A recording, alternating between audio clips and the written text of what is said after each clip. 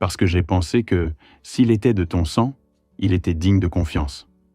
Sa voix s'est brisée. J'ai signé. J'ai vendu ma maison, j'ai retiré mes économies de la banque, les économies de toute ma vie, et je lui ai tout donné. Et qu'est-ce qui s'est passé ? Lui ai-je demandé, même si j'imaginais déjà la réponse. Fausto a ouvert les yeux. Ils étaient rouges, pleins de rage et de tristesse. Rien. Au début, tout semblait bien se passer. Dario m'envoyait des rapports, des photos de chantier. Mais après 6 mois, il a cessé de répondre à mes appels. Je suis allé à l'adresse de l'entreprise. Elle n'existait pas. Un bureau loué pour 1 mois, vide. Je suis allé voir les terrains où nous étions censés construire. Des terrains vagues.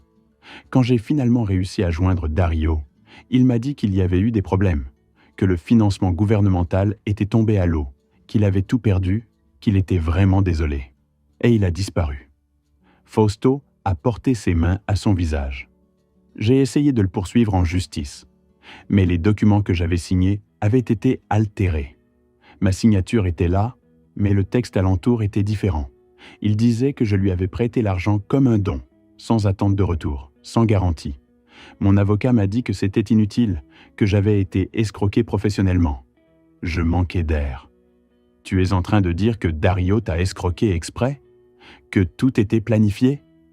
Fausto a hoché la tête. Au début, je n'ai pas voulu le croire. J'ai pensé qu'il y avait peut-être eu de vrais problèmes. Mais ensuite, j'ai commencé à enquêter et j'ai trouvé des choses, Miguel. Des choses qui m'ont fait comprendre que ton fils ne travaillait pas seul. Il s'est levé, est allé vers une petite armoire, a sorti une boîte à chaussures et l'a posée sur la table devant nous. Elle était pleine de photos, de documents, de coupures de presse. « Regarde ça », m'a-t-il dit en sortant plusieurs photos.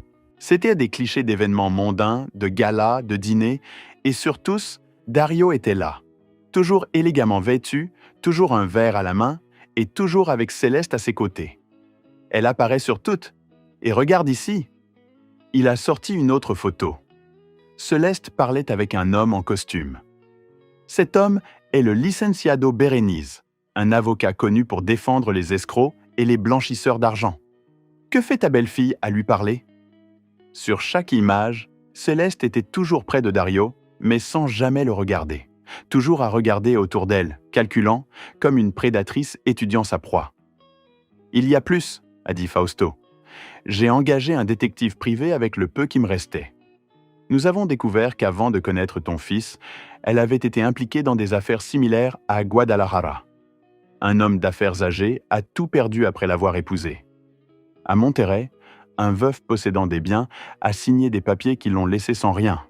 Toujours le même schéma, toujours la même stratégie. Il m'a montré des coupures de presse, des articles sur des fraudes, des escroqueries matrimoniales. Dans 2 d'entre eux, bien que son nom n'y figurât pas directement, les descriptions correspondaient. Femme, architecte, issue d'une famille aisée. C'est une escroc professionnelle, Miguel, et ton fils est son instrument. Sais-tu ce qui m'a le plus blessé dans tout ça, Miguel ? A repris Fausto. C'est qu'un jour, environ 6 mois après qu'il m'a pris l'argent, je l'ai vu dans la rue par hasard. Je suis sorti de cet appartement misérable et je l'ai vu descendre de sa BMW. J'ai couru vers lui, je lui ai crié dessus, et sais-tu ce qu'il a fait ? Sa voix tremblait. Il a pleuré. Il s'est mis à genoux au milieu de la rue et il a pleuré. Il m'a demandé pardon. Il m'a dit qu'il ne voulait pas le faire, qu'elle l'avait forcé, que s'il ne faisait pas ce qu'elle disait, il perdrait sa fille, que Céleste avait menacé de lui retirer la garde, qu'elle avait de fausses preuves de sa violence, qu'elle le tenait piégé. Fausto a essuyé ses larmes. Ton fils n'est pas mauvais, Miguel. Il est piégé, contrôlé, manipulé, et elle l'utilise pour détruire des gens. Je suis resté silencieux, assimilant tout cela. Mon fils, mon Dario, prisonnier d'une femme qui l'utilisait comme une arme. Pourquoi ne m'as-tu pas cherché ? Pourquoi as-tu disparu ? Il a baissé les yeux. Parce que j'avais honte, Miguel. Honte d'avoir été si naïf. Et parce que je craignais que tu ne croises que je voulais te monter contre ton fils. J'ai perdu ma maison. Ma femme est partie en emmenant les enfants. Je me suis retrouvé seul, sans argent, sans famille, sans rien. Quand j'ai finalement rassemblé le courage de te chercher, je suis allé chez Dario, pensant qu'il saurait où te trouver. Et cette femme m'a chassé comme si j'étais un déchet. Sa voix est devenue un murmure. J'ai pensé à tout abandonner, Miguel, plus d'une fois. Mais quelque chose m'a retenu, l'espoir de pouvoir un jour te prévenir avant qu'elle ne te fasse la même chose. J'ai sorti mon portable et lui ai montré la vidéo que j'avais enregistrée devant la maison de Dario. Fausto l'a regardée en entier. Son visage est devenu pâle. « Mon Dieu », a-t-il murmuré. « Ils vont recommencer, mais cette fois, c'est bien pire. À moi, ils n'ont pris que de l'argent. À toi, ils veulent faire du mal de façon permanente. » Fausto s'est levé, est retourné à la boîte à chaussures et en a sorti une enveloppe Kraft propre. « Ceci est arrivé chez moi il y a 2 semaines, » m'a-t-il dit en me la tendant. Je n'ai pas eu le courage de l'ouvrir. Ton nom est écrit dessus. Je crois que quelqu'un savait qu'ils allaient te trouver, ou que tu allais me trouver. J'ai regardé l'enveloppe. Effectivement, mon nom y était écrit à la main, d'une écriture que je ne reconnaissais pas. Je l'ai ouverte avec des doigts tremblants. À l'intérieur, des photos d'une petite fille. Ambar, au parc, à l'école, jouant seule. Sur toutes les photos, elle était seule, sans amis, sans sourire. Et il y avait une note tapée à l'ordinateur. « Ta petite fille mérite de connaître la vérité. Elle mérite de savoir qui est son vrai grand-père, pas le monstre qu'on lui a dépeint.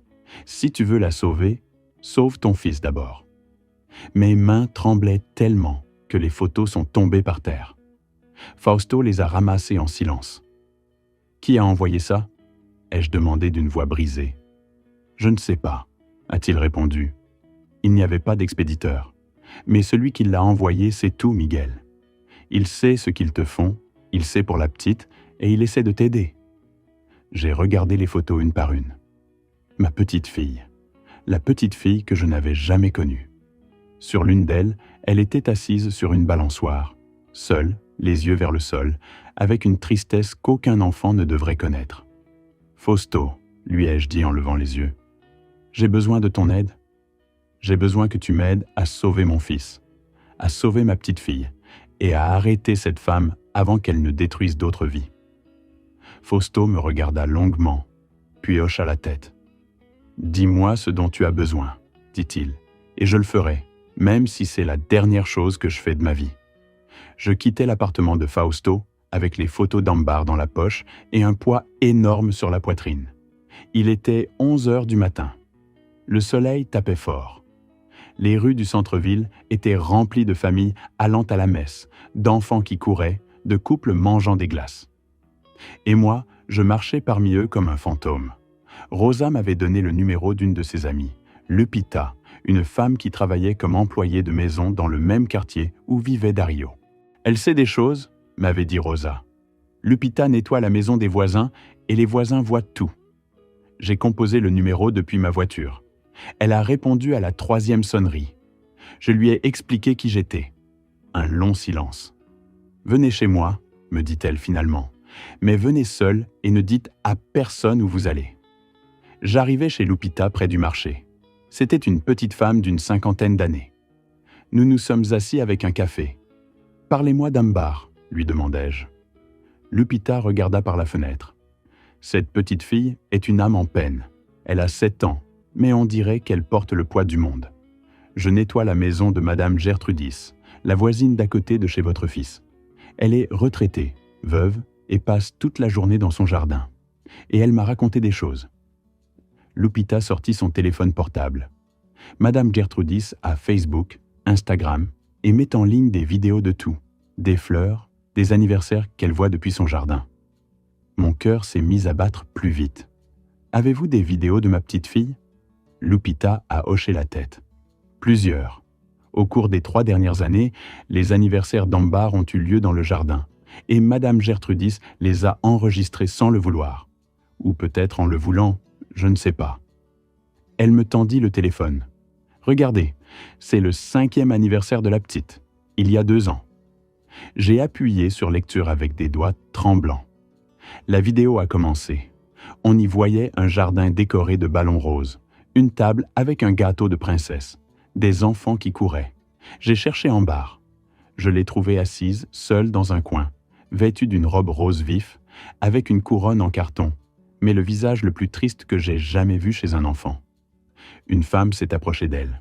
« Ambar, pourquoi ne joues-tu pas avec les autres enfants ?» La petite ne répondit pas. Elle regardait seulement vers une fenêtre du 2e étage. « Où est ton grand-père » demanda une autre voix hors champ. « Une petite fille. Pourquoi ton grand-père n'est-il pas venu à ton anniversaire ?» Et alors j'entendis la voix d'Ambar, petite, brisée, pleine de douleur. « Je n'ai pas de grand-père. Mon papa dit que mon grand-père n'a jamais voulu me connaître, qu'il est méchant, que je ne lui importe pas. » La vidéo continuait, mais je ne pouvais plus voir. Les larmes me brouillaient la vue. Lupita m'a retiré le téléphone des mains avec douceur. « Il y en a d'autres, » me dit-elle, « mais je ne sais pas si vous voulez les voir. » J'ai pris une profonde inspiration et essuyé mes larmes. « Montrez-les-moi. J'ai besoin de tous les voir. » Elle m'a montré une autre vidéo, le 6e anniversaire, l'an dernier, plus grand, plus décoré. Mais Ambar était toujours pareille, seule, triste. À un moment, Dario s'approchait d'elle, la prenait dans ses bras, lui donnait un baiser sur le front. « Pourquoi es-tu triste, mon amour ?» Et Ambar, les larmes aux yeux, « Parce que tous mes amis ont des grands-pères. Et pas moi, parce que mon grand-père ne m'aime pas. » Dario la serrait dans ses bras, mais je voyais son visage, la culpabilité, la douleur et quelque chose de plus, la peur. Mon fils avait peur. « Monsieur Miguel, » me dit Lupita d'une voix douce, « cette petite fille n'est pas seulement triste parce qu'elle ne vous connaît pas. Elle est triste parce qu'il se passe des choses dans cette maison que les enfants ne devraient ni voir ni entendre. Madame Gertrudis dit que la nuit, on entend des cris, des disputes, des pleurs, et parfois, elle voit la petite fille éveillée à sa fenêtre à 2 heures du matin, seule, regardant dehors comme si elle voulait s'échapper. Je sentis que l'air me manquait. Pourquoi personne n'a rien fait? Pourquoi personne n'a appelé les autorités? Lupita baissa les yeux. Parce que Madame Céleste a des contacts et les gens ont peur. Madame Gertrudis a essayé une fois. Elle a appelé les services sociaux. Ils sont venus enquêter, mais la Señora Céleste les a reçus avec un sourire, leur a montré une maison parfaite, une petite fille propre et bien habillée, et les a convaincus que tout allait bien. Ensuite, elle est allée chez Madame Gertrudis et l'a menacée. Je me suis levé. J'ai besoin de voir Ambar. J'ai besoin de la voir de mes propres yeux. Lupita m'a attrapé le bras. Vous ne pouvez pas aller à la maison. Madame Céleste vous verra, et ce sera pire pour vous, pour la petite, pour tout le monde. J'ai réfléchi rapidement. Où va-t-elle à l'école? Lupita a hésité. Collegio Santa Maria, à 3 pâtés de maison de chez elle. Elle a regardé sa montre. Les lundis, ils ont cours jusqu'à 14 heures, et avant la sortie, ils ont une récréation. Je l'ai remerciée. Je lui ai donné 500 pesos qu'elle ne voulait pas accepter, mais a finalement rangé dans la poche de son tablier. « Prenez soin de vous, monsieur Miguel », m'a-t-elle dit à la porte, « et prenez soin de cette petite, car si vous ne le faites pas, personne ne le fera. » Je suis arrivé au Collegio Santa Maria à 13h30 le lundi. Je me suis garé de l'autre côté de la rue, sous un arbre qui donnait de l'ombre. À 13h pile, une cloche a sonné et les enfants ont commencé à sortir, des dizaines d'entre eux courant, criant, jouant. J'ai cherché Ambar parmi tous ces enfants heureux, et je l'ai trouvée. Elle est sortie en marchant lentement, seule, avec l'uniforme impeccable, les cheveux attachés en 2 tresses parfaites, le sac à dos pendant de ses petites épaules. Les autres enfants passaient en courant à côté d'elle et elle ne les regardait pas. Elle a marché vers un banc vide au fond de la cour, s'est assise, a sorti un livre de son sac et s'est mise à lire, seule, pendant que tous les autres jouaient. Mon cœur s'est brisé en 1000 morceaux. C'était ma petite fille, l'enfant qui portait mon sang, l'enfant qui devrait rire, jouer, être une enfant. Et elle était seule parce que quelqu'un lui avait volé son enfance. Je l'ai observée pendant 20 minutes. Pendant tout ce temps, aucun enfant ne s'est approché d'elle. De temps en temps, elle levait les yeux et regardait les autres avec une tristesse si profonde que j'avais envie de courir vers elle, de l'embrasser, de lui dire qu'elle n'était pas seule, qu'elle avait un grand-père qui l'aimait sans la connaître. Mais je ne l'ai pas fait. Si je le faisais, Céleste le saurait, et je ne savais pas ce qu'elle ferait. Alors j'ai vu une maîtresse s'approcher d'un bar. Elles ont parlé. La petite a secoué la tête. La maîtresse a insisté.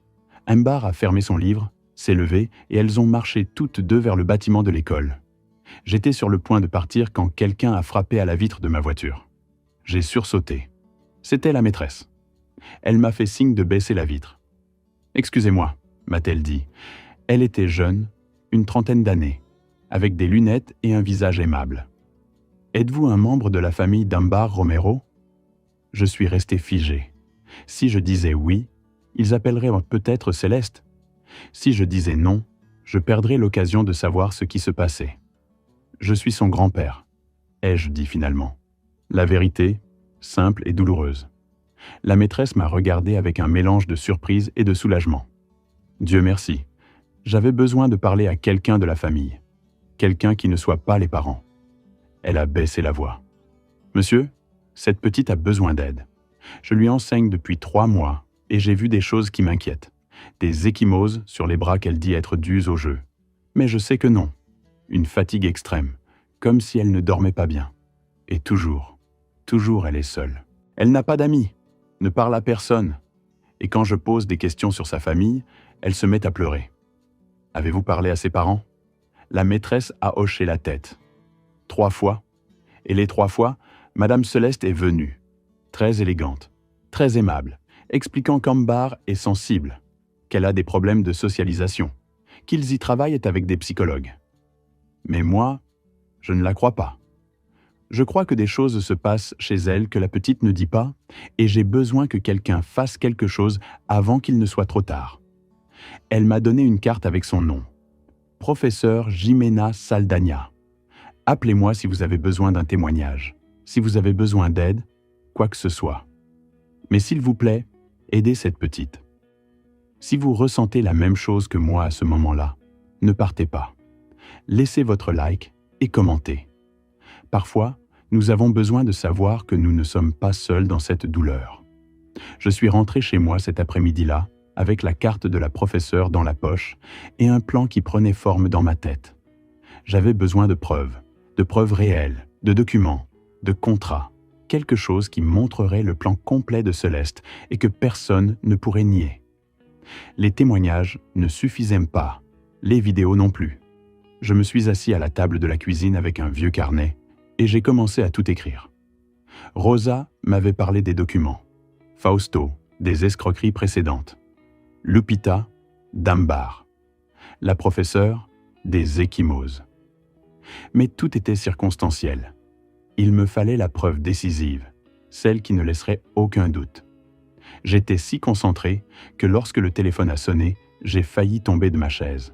C'était un numéro inconnu. J'ai hésité à répondre, mais quelque chose m'a dit de le faire. « Allô ? Miguel Angel Romero ?» a demandé une voix d'homme rauque, fatigué, avec un accent du Nord. « Oui, c'est moi. Qui est à l'appareil ?» Un long silence. Une respiration saccadée. Peu importe qui je suis. Ce qui importe, c'est que j'ai des informations dont vous avez besoin. Sur votre fils, sur ce qu'on lui fait et sur qui est derrière tout ça. Mon cœur s'est emballé. « Que savez-vous ?» ai-je insisté. « Si vous voulez sauver votre fils, retrouvez-moi demain à 15h au Café Santander, dans le centre historique. Venez seul et ne le dites à personne. » L'appel a été coupé. Cette nuit-là, je n'ai pas dormi. Était-ce un piège ? Était-ce Céleste ? À 6h, je me suis levé et j'ai appelé Fausto. « Fais attention, m'a-t-il dit. Mais vas-y. » Le lendemain, à 14h, je suis parti pour le centre. Le Café Santander était un vieux café dans le centre historique. Je suis arrivé 15 minutes plus tôt et me suis installé là où je pouvais voir l'entrée. À 15h précises, un homme grand et mince est entré, environ 38 ans, les cheveux ébouriffés, une barbe négligée, une chemise froissée. Ses yeux ont rencontré les miens. Il a marché vers moi en titubant. « Miguel Romero ?» Son haleine sentait l'alcool. J'ai hoché la tête. Il s'est laissé tomber sur la chaise en face de moi, comme si ses jambes ne le soutenaient plus. De près, je pouvais mieux le voir. Des cernes profonds, les mains tremblantes, les yeux rouges. Un homme brisé. Qui êtes-vous ? Lui ai-je demandé. Il a levé la main, appelant le serveur. 2 tequilas, double. Il s'est tourné vers moi.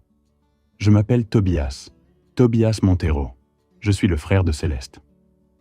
J'ai senti un choc dans la poitrine. Le frère, celui que Rosa avait mentionné, celui qui travaillait à la banque. Celui qui a approuvé le prêt de 8 millions, il a hoché la tête. Le même. Et le plus grand idiot que vous rencontrerez de votre vie. Le serveur a apporté les tequilas. Tobias a bu la sienne d'un trait, s'est essuyé la bouche. Écoutez-moi bien, parce que je ne dirai cela qu'une seule fois. Après, je partirai très loin d'ici, et vous ne me reverrez plus jamais. J'ai saisi ma tequila sans la boire. Ma sœur, a continué Tobias, n'est pas ce qu'elle semble être. Ce n'est pas une architecte à succès. Elle ne vient pas d'une famille riche. Tout cela est un mensonge. Nous avons grandi pauvres à Guadalajara, dans un quartier où l'on entendait des coups de feu toutes les nuits. Et ma sœur a appris dès l'enfance que la seule façon de s'en sortir était d'utiliser les gens. Sa voix était pleine de dégoût, de honte. Quand elle avait 22 ans, elle a épousé un entrepreneur de 50 ans. Elle l'a séduit, l'a convaincu de changer son testament et quelques mois plus tard, l'homme est mort dans un accident de voiture très opportun. « Êtes-vous en train de dire qu'elle l'a tué ?» ai-je demandé. Tobias a haussé les épaules. « Je n'ai pas de preuves. Mais la police a enquêté et a découvert que les freins de la voiture avaient été trafiqués. Ils n'ont jamais pu rien prouver. Elle a tout hérité, des millions, et au lieu de partager avec la famille, elle a disparu. Elle a changé de nom de famille, s'est inventé une nouvelle histoire et a commencé à chasser des hommes riches ou des fils d'hommes possédant des biens. Il m'a montré son téléphone. Regardez ça. Il a ouvert WhatsApp et cherché une vieille conversation d'il y a 5 ans. C'est ce qu'elle m'a écrit quand elle a rencontré votre fils.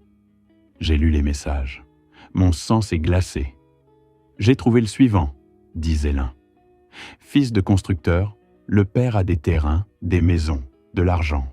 Et le fils est parfait, naïf, sensible, facile à contrôler.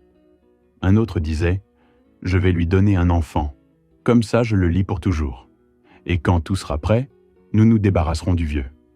J'ai failli faire tomber le verre de tequila. Pourquoi me montrez-vous ça? Pourquoi maintenant? Tobias a passé ses mains dans ses cheveux. Parce qu'elle est en train de me détruire moi aussi. Elle m'a forcé à approuver ce faux prêt.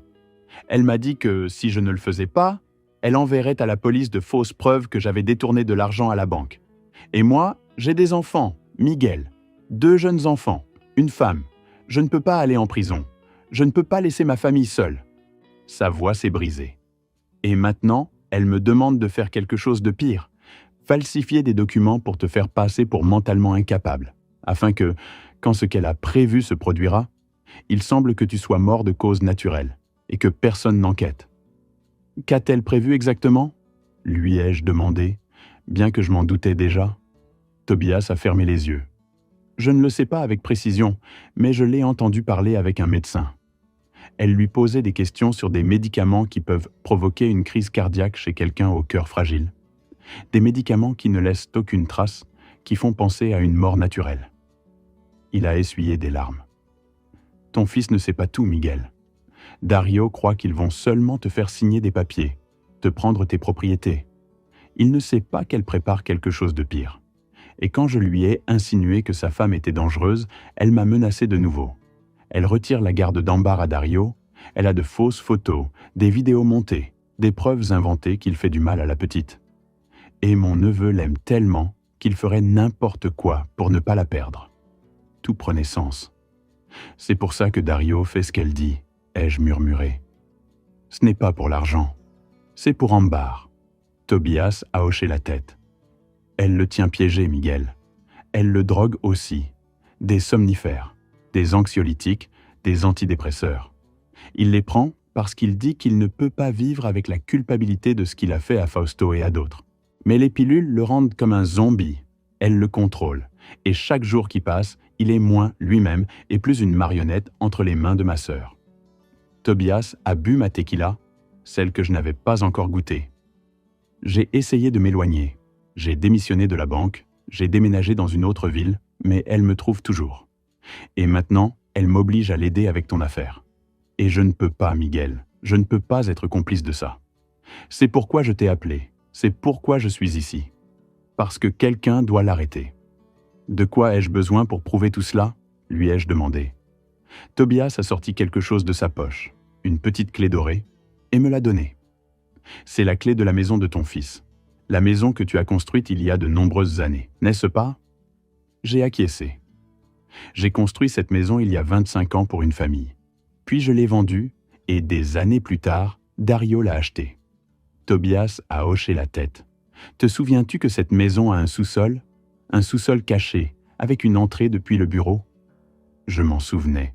Un petit sous-sol que j'avais construit pour que la famille y stocke du vin. Dario ne sait pas qu'il existe. Céleste l'a découvert en examinant les plans originaux. Et c'est là qu'elle cache tout.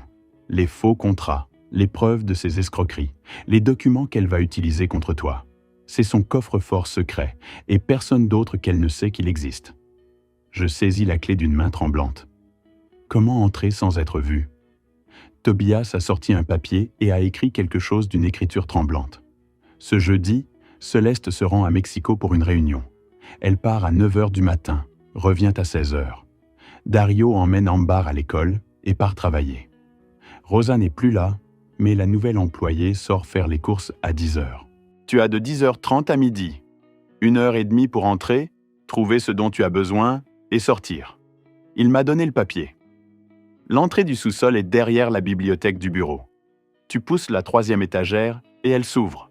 Céleste n'a pas mis de serrure parce qu'elle croit que personne ne sait qu'il existe. Là se trouve tout ce dont tu as besoin pour la détruire, Miguel. Des photos, des documents, des contrats, tout. Il s'est levé en titubant. Et maintenant je m'en vais. Je vais disparaître avant qu'elle ne découvre que je t'ai aidé. Prends soin de mon neveu, prends soin de ton fils, car c'est un homme bien piégé entre les mains d'un monstre. Les 3 jours suivants furent une torture. J'ai appelé Rosa le mercredi. Elle m'a confirmé, Céleste part à 9h. Dario emmène la petite à 8h et part au bureau. J'ai répété le plan 1000 fois. Entrer, trouver le sous-sol, chercher les documents, sortir. Le mercredi soir, je n'ai pas pu dormir. Je pensais à tout ce qui pouvait mal tourner. Et si Céleste revenait tôt ? Et s'il y avait des caméras ? À 5h, je me suis levé. J'ai enfilé des vêtements sombres, un pantalon noir, une chemise grise. J'allais entrer dans ma propre maison comme un voleur. Le jeudi matin, le ciel était couvert. Je suis parti à 8h30. Je me suis garé 3 rues plus loin, dans un coin où des arbres cachaient ma voiture. J'ai marché avec une casquette qui me couvrait le visage, les mains dans les poches, serrant la clé que Tobias m'avait donnée. Mon cœur battait si fort que j'étais sûr que tout le monde pouvait l'entendre. Je passais devant des maisons parfaites, des jardins parfaits, des vies parfaites, et je pensais à la façon dont tout ce qui est parfait peut cacher la pourriture. Je suis arrivé à la maison numéro 23. La BMW noire n'était pas là. Dario était déjà parti. La voiture de Céleste non plus. Il y avait seulement une vieille Nissan garée dans la rue. Probablement celle de l'employé. J'ai regardé ma montre.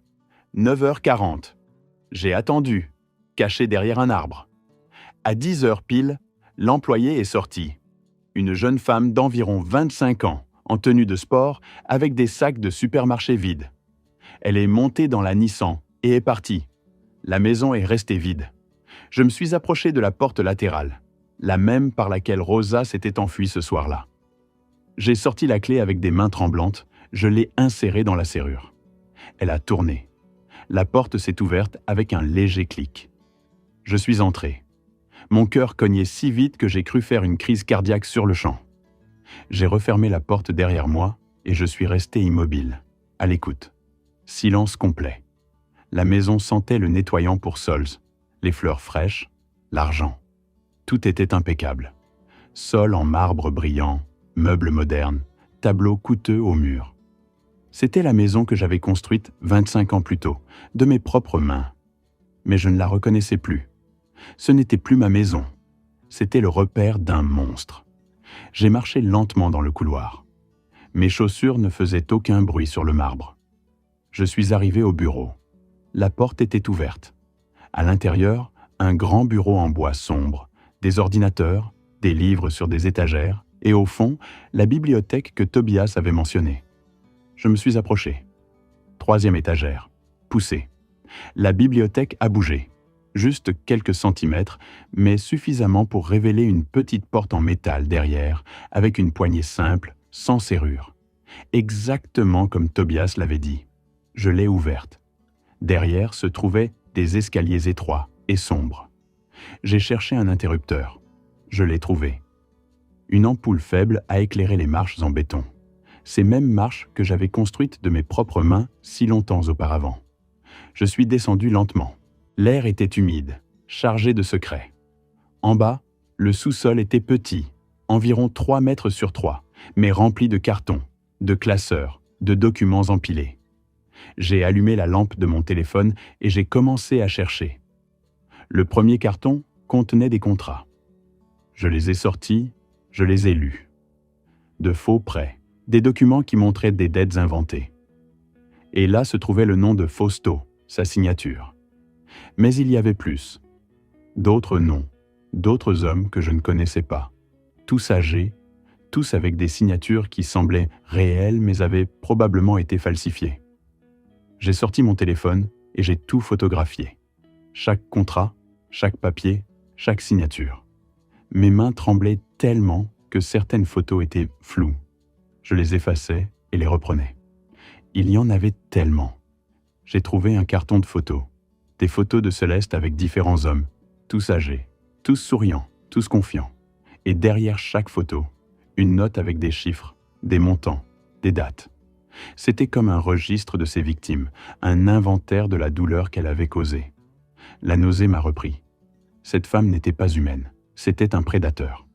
Et mon fils était marié avec elle, avait vécu avec elle, avait eu une fille avec elle. J'ai continué à chercher. J'avais besoin de quelque chose de plus, quelque chose qui prouverait que Dario était aussi une victime. Alors je l'ai trouvé, dans un carton au fond, caché parmi des papiers, un vieux carnet au coin corné. Je l'ai ouvert. C'était l'écriture de Dario.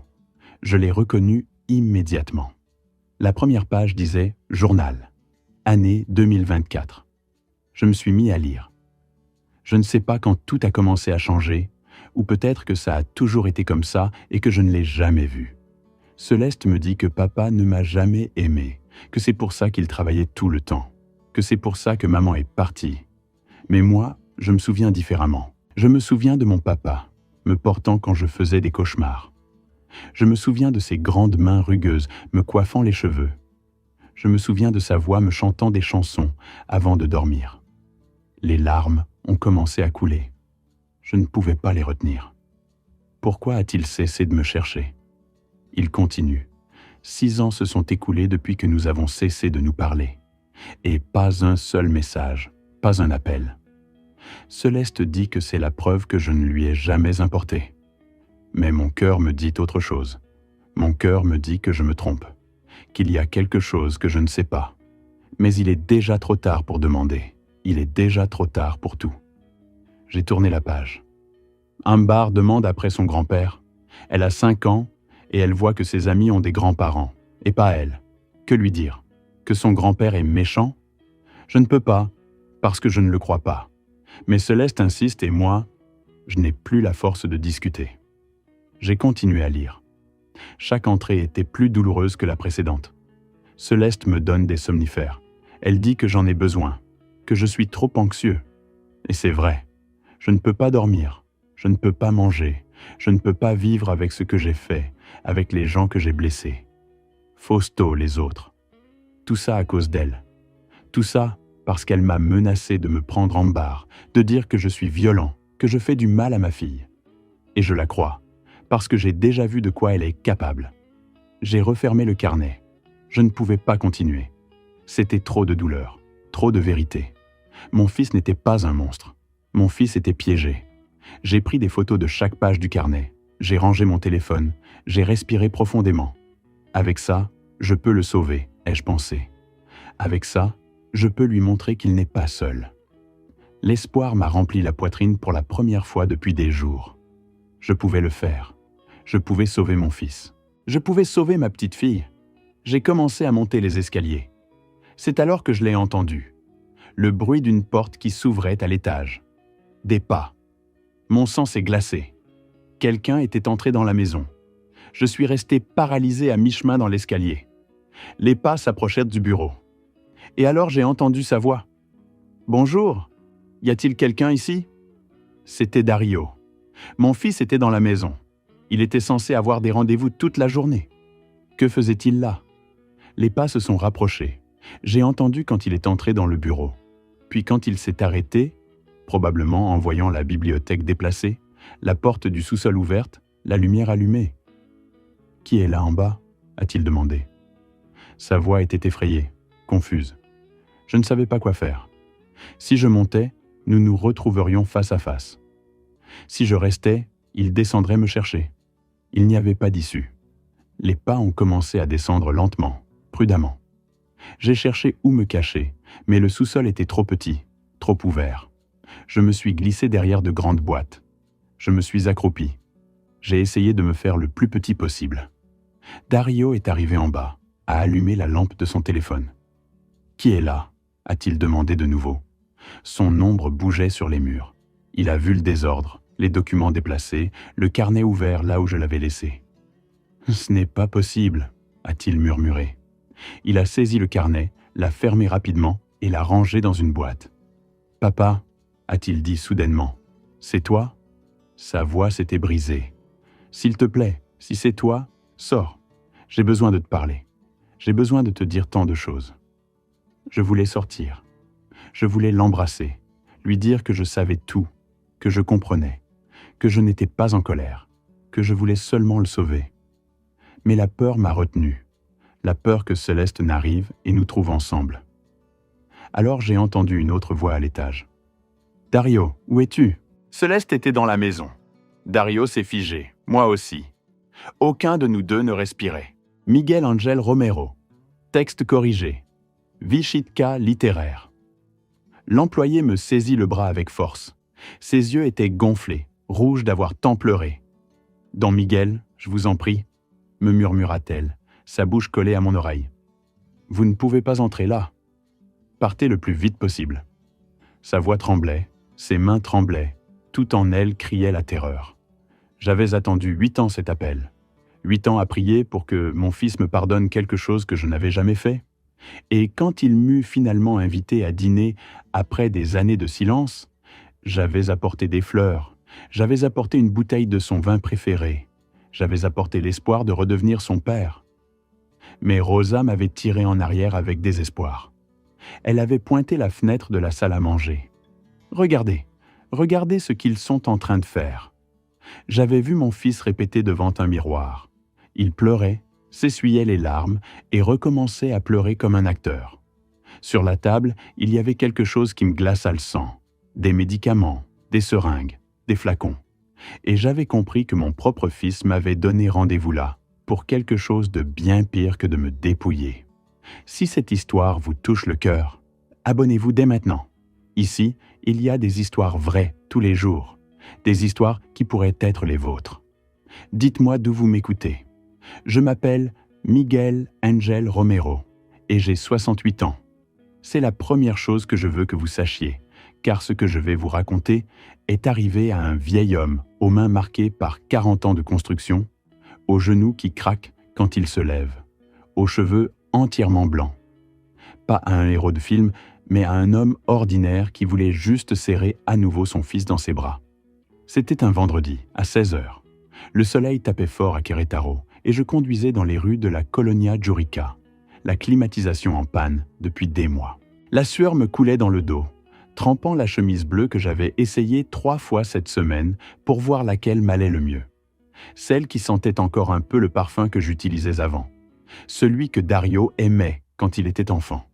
J'avais mon téléphone portable dans la poche qui vibrait toutes les 5 minutes avec des messages de Doña Lucia du marché, me demandant comment ça se passait. Mais je n'étais pas encore arrivé. Je conduisais toujours. J'avais encore de l'espoir.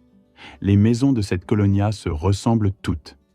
Façade moderne, aux couleurs claires, petit jardin impeccable, garage pour 2 voitures. J'avais construit des maisons comme ça pendant des années. Des maisons pour des familles heureuses qui pouvaient payer la compte et les mensualités sur 20 ans. Jamais pour moi. J'ai trouvé le numéro 23 et me suis garé juste devant. Mon cœur battait si fort que je sentais les pulsations dans mon cou, mes tempes, mes poignets. Je me suis vu dans le rétroviseur et je ne me suis presque pas reconnu. Les yeux gonflés de 3 jours sans sommeil, les cernes profonds, des rides qui n'étaient pas là avant. Un vieil homme qui paraissait 80 ans au lieu de 68. Un vieil homme brisé. J'ai pris les fleurs du siège passager, des roses jaunes, les préférées de Graciela, celles que Dario offrait toujours à sa mère pour son anniversaire, et la bouteille de vin rouge que j'avais emballée avec du papier cadeau chez moi, assis à la table de la cuisine, en essayant de faire le nœud parfait pendant une demi-heure jusqu'à ce que j'y parvienne. J'ai ouvert la portière et la chaleur m'a frappé le visage comme une gifle. Avril à Querétaro est ainsi, sec et chaud jusqu'à l'arrivée des pluies. Mes chaussures fraîchement cirées ont craqué contre le pavé. J'avais mis mes chaussures de ville noire, celles que je ne porte que pour les occasions spéciales, celles qui me serrent un peu, mais me donnent l'air respectable. J'ai fermé la portière et j'ai marché vers l'entrée. 3 pas, 4, 5. Le jardin sentait l'herbe fraîchement coupée et des fleurs que je n'ai pas pu identifier. Il y avait une BMW noire garée dans le garage, la voiture de Dario. Je l'avais reconnue grâce aux photos que je voyais de temps en temps sur Facebook, quand la solitude me submergeait et que j'allais sur son profil juste pour voir ce que mon fils faisait de sa vie. La maison avait des rideaux blancs à toutes les fenêtres, élégants, propres. Tout semblait parfait, trop parfait, comme ces maisons de magazine où personne ne vit réellement. J'étais sur le point de sonner quand la porte latérale s'est ouverte d'un coup. Rosa est sortie en courant, littéralement en courant. Je l'ai vue et je me suis paralysé. Rosa Chukimia, 52 ans, bolivienne. La femme qui avait travaillé pour nous depuis que Dario avait 10 ans jusqu'à ses 18 ans. Celle qui lui préparait sa soupe de légumes préférée quand il était enrhumé. Celle qui l'emmenait à l'école le matin quand Graciela et moi partions tôt au travail. Celle qui pleurait à nos anniversaires et nous offrait des pulls tricotés à la main chaque Noël. Je ne l'avais pas vue depuis des années, depuis que Dario avait quitté la maison et coupé tout contact avec tout le monde. Mais maintenant, elle était là, courant vers moi, le visage défait, les yeux rouges, les joues mouillées, le tablier encore en place mais taché, comme si elle avait cuisiné et était partie en courant sans l'enlever. Elle m'a saisi le bras des 2 mains avec une telle force que j'ai senti ses doigts s'enfoncer dans ma peau à travers le tissu de ma chemise. « Don Miguel », m'a-t-elle dit d'une voix brisée, entrecoupée, comme si elle manquait d'air. « Vous ne pouvez pas entrer là. » Je suis resté glacé. Je ne comprenais rien. « Rosa, que se passe-t-il ? Dario m'a invité à dîner. Il veut enfin me voir. » Elle a secoué la tête, désespérée. Les larmes coulaient sans retenue sur ses joues. Tout son corps tremblait. « Partez le plus vite possible !» m'a-t-elle supplié en collant sa bouche à mon oreille pour que personne d'autre ne puisse entendre. « S'il vous plaît, Don Miguel, si vous entrez là, vous ne pourrez pas en sortir. Vous devez me croire. Vous devez partir maintenant. » Elle m'a tiré le bras, essayant de me ramener vers ma voiture. Mais je n'ai pas bougé. Mes jambes ne répondaient plus, mon cerveau non plus. Je n'entendais que ces mots se répéter dans ma tête. Vous ne pourrez pas en sortir. Qu'est-ce que cela signifiait ? Pourquoi ne pourrais-je pas sortir de la maison de mon propre fils ? Les fleurs me sont tombées des mains. Elles ont atterri sur l'herbe du jardin, avec un bruit sourd. La bouteille de vin a roulé un peu et s'est retrouvée couchée parmi les pierres décoratives de l'entrée. Rosa me regardait avec une panique pure dans les yeux. Le genre de peur que l'on ne peut pas simuler. Le genre de peur qui vous fait agir sans réfléchir. « Que se passe-t-il à l'intérieur ?» lui ai-je demandé. Ma voix est sortie rauque, comme si je n'avais pas parlé depuis des jours. Elle a jeté un regard vers la maison, comme si quelqu'un pouvait nous observer depuis la fenêtre. De mauvaises choses, Don Miguel. De très mauvaises choses. Je ne peux pas tout expliquer maintenant, il n'y a pas le temps. Mais vous devez me faire confiance. Je me suis occupé de vous et de votre famille pendant des années. Je ne vous mentirai jamais. Et je vous dis que si vous entrez là, quelque chose de terrible va se produire. Sa voix s'est complètement brisée sur la dernière phrase. Elle a couvert sa bouche de sa main, comme si elle voulait retenir un cri. Et à ce moment-là, j'ai su qu'il se passait quelque chose à l'intérieur de cette maison, pire que tout ce que je pouvais imaginer. « Montrez-moi », lui ai-je dit. « Montrez-moi ce qui se passe. » Rosa a hésité, a regardé vers la maison, puis m'a regardé et a hoché la tête. Elle m'a tiré le bras et m'a conduit sur le côté de la maison, où il y avait un petit jardin latéral avec des pots de plantes et un mur de pierre. Nous avons marché accroupis comme des voleurs, comme si nous faisions quelque chose d'interdit. Et je suppose que c'était le cas. Elle m'a conduit jusqu'à une fenêtre qui donnait sur la salle à manger. Les rideaux étaient à peine entrebâillés, juste assez pour voir à l'intérieur. « Regardez », m'a-t-elle murmuré, « mais ne faites pas de bruit et ne vous laissez pas voir. » Je me suis penché lentement et avec précaution. Mon cœur s'emballait, et ce que j'ai vu m'a coupé le souffle. Dario se tenait devant le grand miroir du salon. Le même miroir que je lui avais offert lorsqu'il avait emménagé dans cette maison 4 ans plus tôt. Celui qui m'avait coûté 3000 pesos et que j'avais transporté personnellement dans mon camion parce que je voulais faire partie de sa nouvelle vie, d'une certaine manière. Il tenait un papier à la main, le lisait, bougeait les lèvres, puis levait les yeux vers le miroir et pleurait. Mais ce n'étaient pas de vraies larmes, je les connaissais. J'avais vu mon fils pleurer pour de vrai 1000 fois. Quand il était tombé de son vélo et s'était cassé le bras, quand son chien était mort, quand son premier amour l'avait quitté, quand Graciela était partie de la maison. Je connaissais son vrai chagrin, et ce n'était pas ça. C'était du théâtre. Il s'essuyait les larmes du dos de la main, prenait une grande inspiration, regardait à nouveau le papier et recommençait à pleurer. Il s'entraînait, répétait, comme un acteur préparant une scène avant de monter sur scène. Mais la scène était pour moi, le public c'était moi, et ce qu'il répétait était quelque chose qui me détruirait. Sur la table de la salle à manger, derrière lui, il y avait des choses que je n'avais pas bien identifiées au premier regard. Des boîtes, des flacons, quelque chose qui brillait sous la lumière de la lampe. Et 2 hommes en costume assis, examinant des papiers avec des expressions sérieuses. « Qu'est-ce que c'est » ai-je murmuré à Rosa en désignant la table. Elle s'est mordu la lèvre. « Des médicaments, Don Miguel, des flacons, des seringues. Hier, j'ai entendu la señora Céleste Montero parler au téléphone avec quelqu'un. Elle a dit quelque chose à propos de faire en sorte que ça paraisse naturel, que personne ne se douterait de rien pour un vieil homme ayant des problèmes cardiaques. Mes genoux ont fléchi. J'ai dû m'appuyer contre le mur pour ne pas tomber. Des problèmes cardiaques. J'avais eu un infarctus 5 ans plus tôt. Dario le savait. Graciela le lui avait raconté. Depuis, je prenais des pilules tous les jours. De l'aspirine, de l'atorvastatine, de l'énalapril. Et Dario le savait. Mon propre fils savait que mon cœur était fragile. Et maintenant, il y avait des flacons et des seringues sur cette table, et des hommes en costume qui ressemblaient à des témoins ou à des complices. Quelque chose s'est brisé en moi à ce moment-là. « Qui sont ces hommes ?» ai-je demandé à Rosa. « Un notaire ?» m'a-t-elle répondu à voix basse. Je l'ai reconnu parce qu'il était venu à la maison il y a 2 semaines pour d'autres papiers. L'autre est un avocat, le licenciado Ibarra. Il est arrivé ce matin avec une mallette. Il s'est enfermé avec la señora Céleste dans le bureau pendant 1 heure.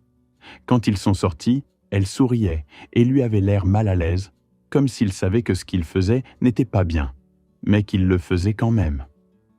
Je me suis penché de nouveau. Les hommes parlaient à voix basse entre eux. L'un d'eux a montré sa montre. Dario a cessé de s'entraîner devant le miroir et s'est approché d'eux. Ils ont échangé quelques mots. Dario a hoché la tête. L'homme à la mallette a sorti quelque chose de petit que je n'ai pas pu distinguer clairement.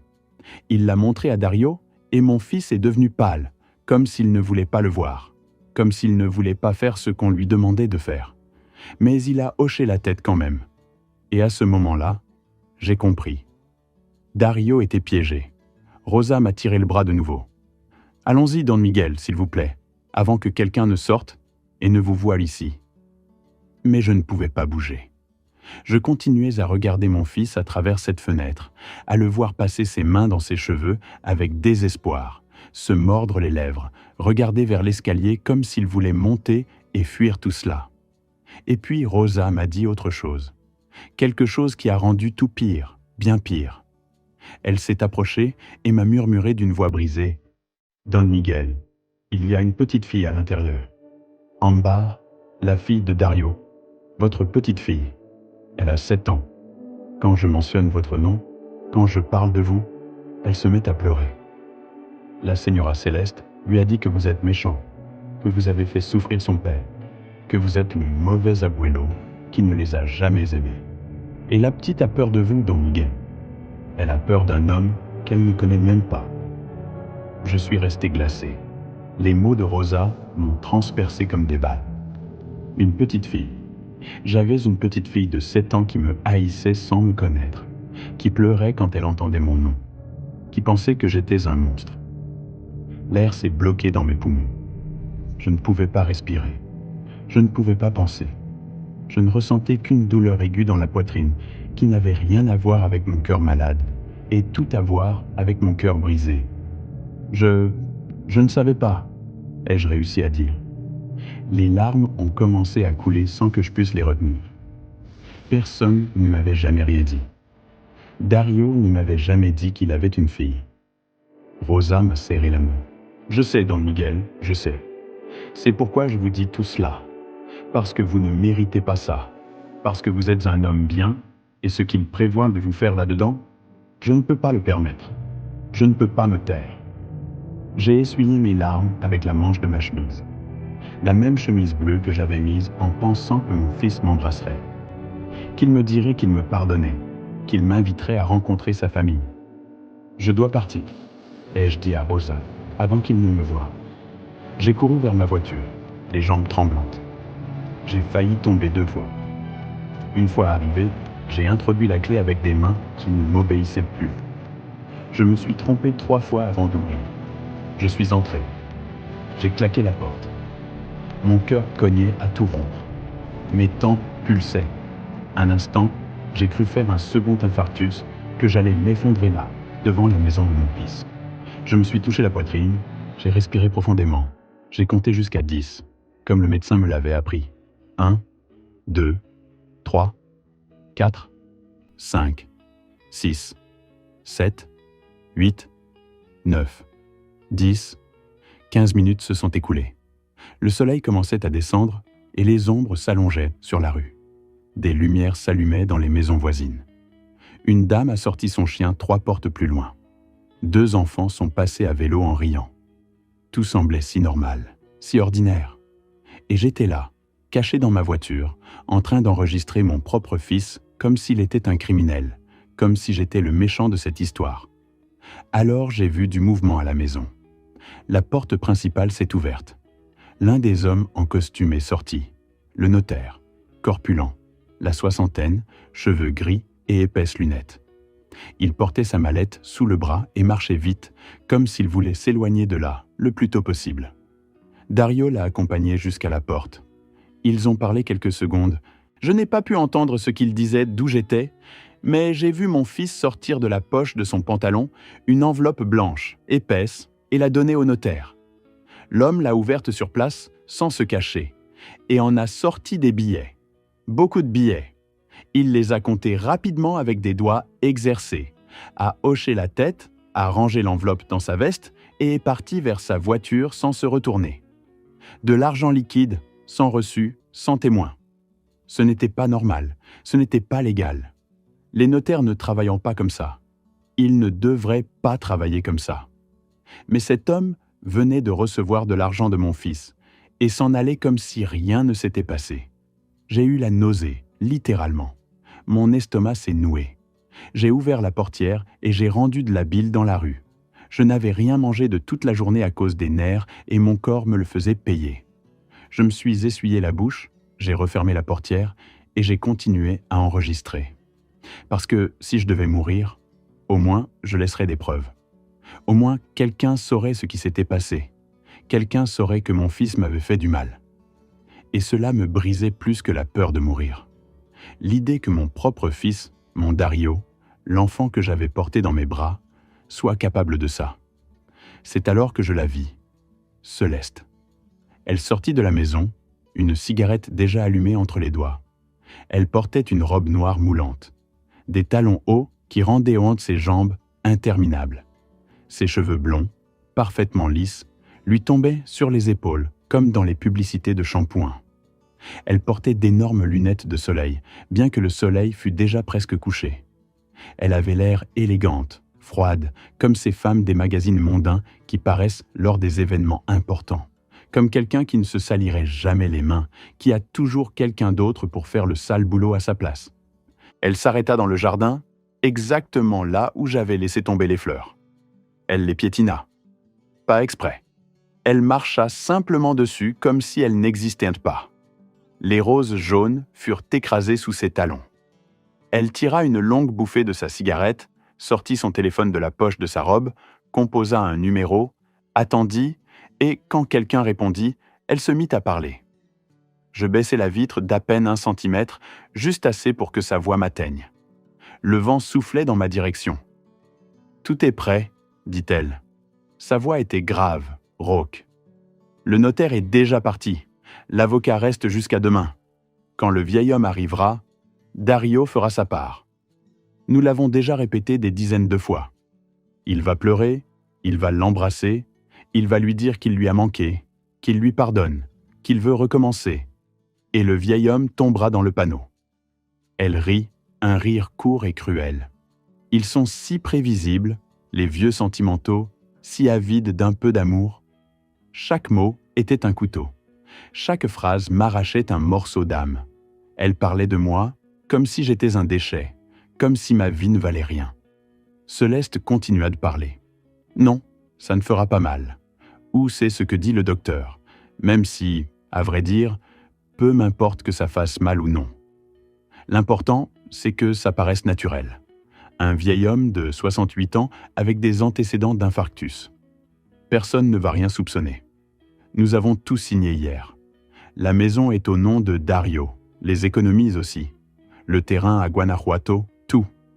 Et avec une mort naturelle, personne n'enquête. Personne ne pose de questions. Enterrement rapide et encaissement de l'assurance. Mon cerveau mit quelques secondes à traiter ce que je venais d'entendre. Une assurance. Elle parlait d'une assurance vie. J'en avais une. Je l'avais souscrite 15 ans plus tôt quand Dario était encore mineur. Si je mourais, il recevrait 2 millions de pesos. Je ne l'avais jamais annulée. Je n'avais jamais changé le bénéficiaire, parce que dans mon esprit, même si mon fils ne me parlait plus, il restait mon fils. Il restait la seule chose qui comptait pour moi dans ce monde. J'eus envie de crier. J'eus envie de descendre de la voiture, de courir vers elle et de lui crier que j'étais là, que j'avais tout entendu, que je savais ce qu'il tramait. Mais je ne le fis pas. Si je montrais que je savais, il changerait de plan, et je ne pourrais jamais rien prouver. Alors je restais là, immobile, en silence, enregistrant tout, alors qu'elle terminait sa cigarette et la jetait sur la pelouse. Juste avant de rentrer, elle dit quelque chose d'autre au téléphone, quelque chose qui me glaça jusqu'aux os. « Ne t'inquiète pas, la petite ne saura rien. Dario se charge de la garder à l'étage pendant tout ce temps. Demain, à cette heure-ci, tout sera terminé et nous serons riches. » Elle raccrocha, retira ses lunettes de soleil et entra dans la maison en refermant la porte derrière elle. Je restai assis dans la voiture un long moment. Le temps n'avait plus de sens. J'entendais seulement ma respiration. Je sentais mon cœur battre et je pensais à tout ce que je venais de découvrir. Mon fils voulait en finir avec moi, n'est-ce pas? Peut-être pas lui. Peut-être était-ce Céleste. Peut-être Dario était-il manipulé, contrôlé, contraint. Mais comment en être sûr? Il répétait quand même devant le miroir, il avait quand même payé le notaire, il m'avait quand même invité chez lui sachant ce qui allait se passer. Et cela me faisait plus mal que tout, plus que la peur de mourir, plus que la terreur de savoir que quelqu'un voulait m'éliminer. Cela me faisait mal que ce soit mon fils qui le fasse. C'est alors que je la vis de nouveau, à travers la fenêtre du 2e étage. Une petite fille apparut derrière le rideau. Elle avait les cheveux foncés, attachés en 2 couettes et portait un pyjama rose orné de lapins. Je ne pouvais pas bien distinguer son visage d'où j'étais, mais je la vis se pencher à la fenêtre, regarder vers la rue, vers ma voiture, et pendant un instant, juste un instant terrible et beau à la fois, nos regards se croisèrent. Le mien et celui de ma petite fille, séparés par 20 mètres de distance et 8 ans de mensonges. séparés par une haine que quelqu'un avait semée dans son cœur, une peur que quelqu'un avait mise dans son esprit. Elle n'a pas souri, n'a pas levé la main pour saluer, n'a fait aucun geste. Elle m'a seulement regardé avec ses grands yeux sombres qui me rappelaient tant Dario enfant. J'ai voulu lui crier que je n'étais pas méchant, que je l'aimais sans la connaître, que j'aurais tout donné pour faire partie de sa vie. Mais quelqu'un a tiré le rideau de l'intérieur et elle a disparu. Je suis rentré chez moi vers 22 heures. Je suis entré dans l'obscurité. Je me suis laissé tomber dans le fauteuil, où Graciela et moi nous asseyions depuis 30 ans, le même où Dario dormait quand il faisait des cauchemars enfants. Il ne me restait plus de larmes, seulement un vide immense. Et la vidéo sur mon téléphone. Je l'ai regardée 3 fois, 4, 5. Chaque fois, ça faisait plus mal. Comment en étais-je arrivé là? Je me suis endormi sur place, habillé, le téléphone à la main. J'ai rêvé de Dario, du Dario d'avant, celui qui me disait « Je t'aime, papa » chaque soir. Je me suis réveillé en pleurant. Le samedi, je me suis réveillé avec un message de Rosa. « Je dois vous parler aujourd'hui. Plaza Constitution, 15 heures. Venez seul. » Elle n'avait pas signé, mais j'avais reconnu son numéro. Je me suis douché, j'ai mis des vêtements propres, un vieux jean et une chemise grise. Je n'ai pas déjeuné. L'estomac était noué. J'ai seulement bu un café amer de la cafetière que Graciela m'avait offerte des années plus tôt et que je n'avais jamais vraiment appris à utiliser. Le café était aqueux, froid. Je l'ai bu quand même. Je suis arrivé à la place une demi-heure plus tôt. Je me suis assis sur un banc sous un jacaranda en fleurs. Il y avait des familles qui se promenaient, des enfants qui couraient, des couples main dans la main. Tout le monde continuait sa vie normalement pendant que la mienne s'effondrait. J'ai vu Rosa arriver. Elle marchait vite, regardait derrière elle tous les quelques pas. Elle portait un grand pull qui la faisait paraître plus petite et des lunettes de soleil, bien que le ciel fût nuageux. Elle s'est assise à côté de moi sans me regarder. « Ne vous retournez pas vers moi », a-t-elle murmuré. « Agissez normalement, comme si vous étiez seul. » J'ai regardé droit devant moi, vers la fontaine au centre de la place. « Pourquoi tant de secrets ?» Elle s'est mouchée avec un mouchoir froissé. « Parce que Céleste Montero a des yeux partout, Don Miguel. Elle a des amis, des gens qui lui doivent des faveurs. Et si elle sait que je vous ai parlé, elle va me détruire. » Elle marqua une pause. « Je n'ai pas de papier. Je suis venu de Bolivie il y a 22 ans avec un visa de tourisme. Je ne l'ai jamais renouvelé. Je n'ai jamais pu régulariser ma situation. Et si elle appelle l'immigration, ils me déportent. Je perds tout. Mes enfants sont ici, mes petits-enfants. Toute ma vie est ici. » Je lui ai posé la main sur l'épaule. Elle a tressailli. « Calmez-vous, lui ai-je dit. Personne ne saura que nous avons parlé, je vous le promets. » Rosa a respiré profondément, a essuyé ses larmes. « Don Miguel, ce que je vais vous raconter est très grave, et j'ai besoin que vous m'écoutiez jusqu'à la fin sans m'interrompre, parce que je ne sais pas si j'aurai le courage de tout dire. » J'ai acquiescé. Elle a regardé vers le sol, vers ses chaussures usées. Céleste Montero m'a menacé il y a 6 mois. Elle m'a dit que si je ne faisais pas ce qu'elle me demandait, elle appellerait les services d'immigration. J'ai dit oui, que je ferais n'importe quoi, parce que j'ai peur. Don Miguel, beaucoup de peur. Et depuis, elle me fait faire des choses. Sa voix a cédé. Elle me fait écouter les conversations de Dario. Elle me fait vérifier ses papiers quand il n'est pas là. Elle me fait lui rapporter tout ce qui se passe à la maison. Et je l'ai fait. Que Dieu me pardonne. Mais je l'ai fait parce que j'ai pensé à mes enfants avant la vérité. J'ai ressenti de la colère, mais pas contre Rosa, contre Céleste Montero. « Que savez-vous d'autre ?» lui ai-je demandé. Elle a sorti un papier plié de sa poche, me l'a donné sans me regarder. Je l'ai ouvert doucement. C'était une photographie floue prise avec un téléphone portable. On y voyait une table couverte de documents. « Je l'ai prise il y a 2 semaines, » m'a expliqué Rosa, quand Céleste est sortie pour une réunion. Les documents sur cette photo sont ceux qu'ils voulaient vous faire signer. Ce sont des cautions, des garanties. Dario a une dette de 8 millions de pesos auprès d'une banque. Un prêt qu'il a contracté il y a 1 an pour une affaire qui n'a jamais existé. Et si vous signez ces papiers, vous en deveniez responsable. Si Dario ne paie pas, Ils lui prendront sa maison, son terrain à Guanajuato, ses économies, tout. Mes mains se sont remises à trembler. 8 millions de pesos. C'était impossible. Personne n'approuve un tel prêt sans garantie. Comment est-ce possible? Comment lui ont-ils prêté autant d'argent? Rosa s'est mordu la lèvre. Parce que Céleste Montero a des contacts, Don Miguel. Son frère travaille dans une banque. Le licenciado Tobias Montero. Il a approuvé le prêt en sachant qu'il ne serait jamais remboursé, car le plan a toujours été que vous signiez comme garant. Quand Dario ne paierait pas, vous perdriez tout et il s'approprierait en vos biens. J'ai eu la nausée de nouveau, comme la nuit précédente, mais cette fois mon estomac était vide. Seulement de la bile, seulement de la douleur. « Mais ce n'est pas tout », a poursuivi Rosa, la voix réduite à un murmure.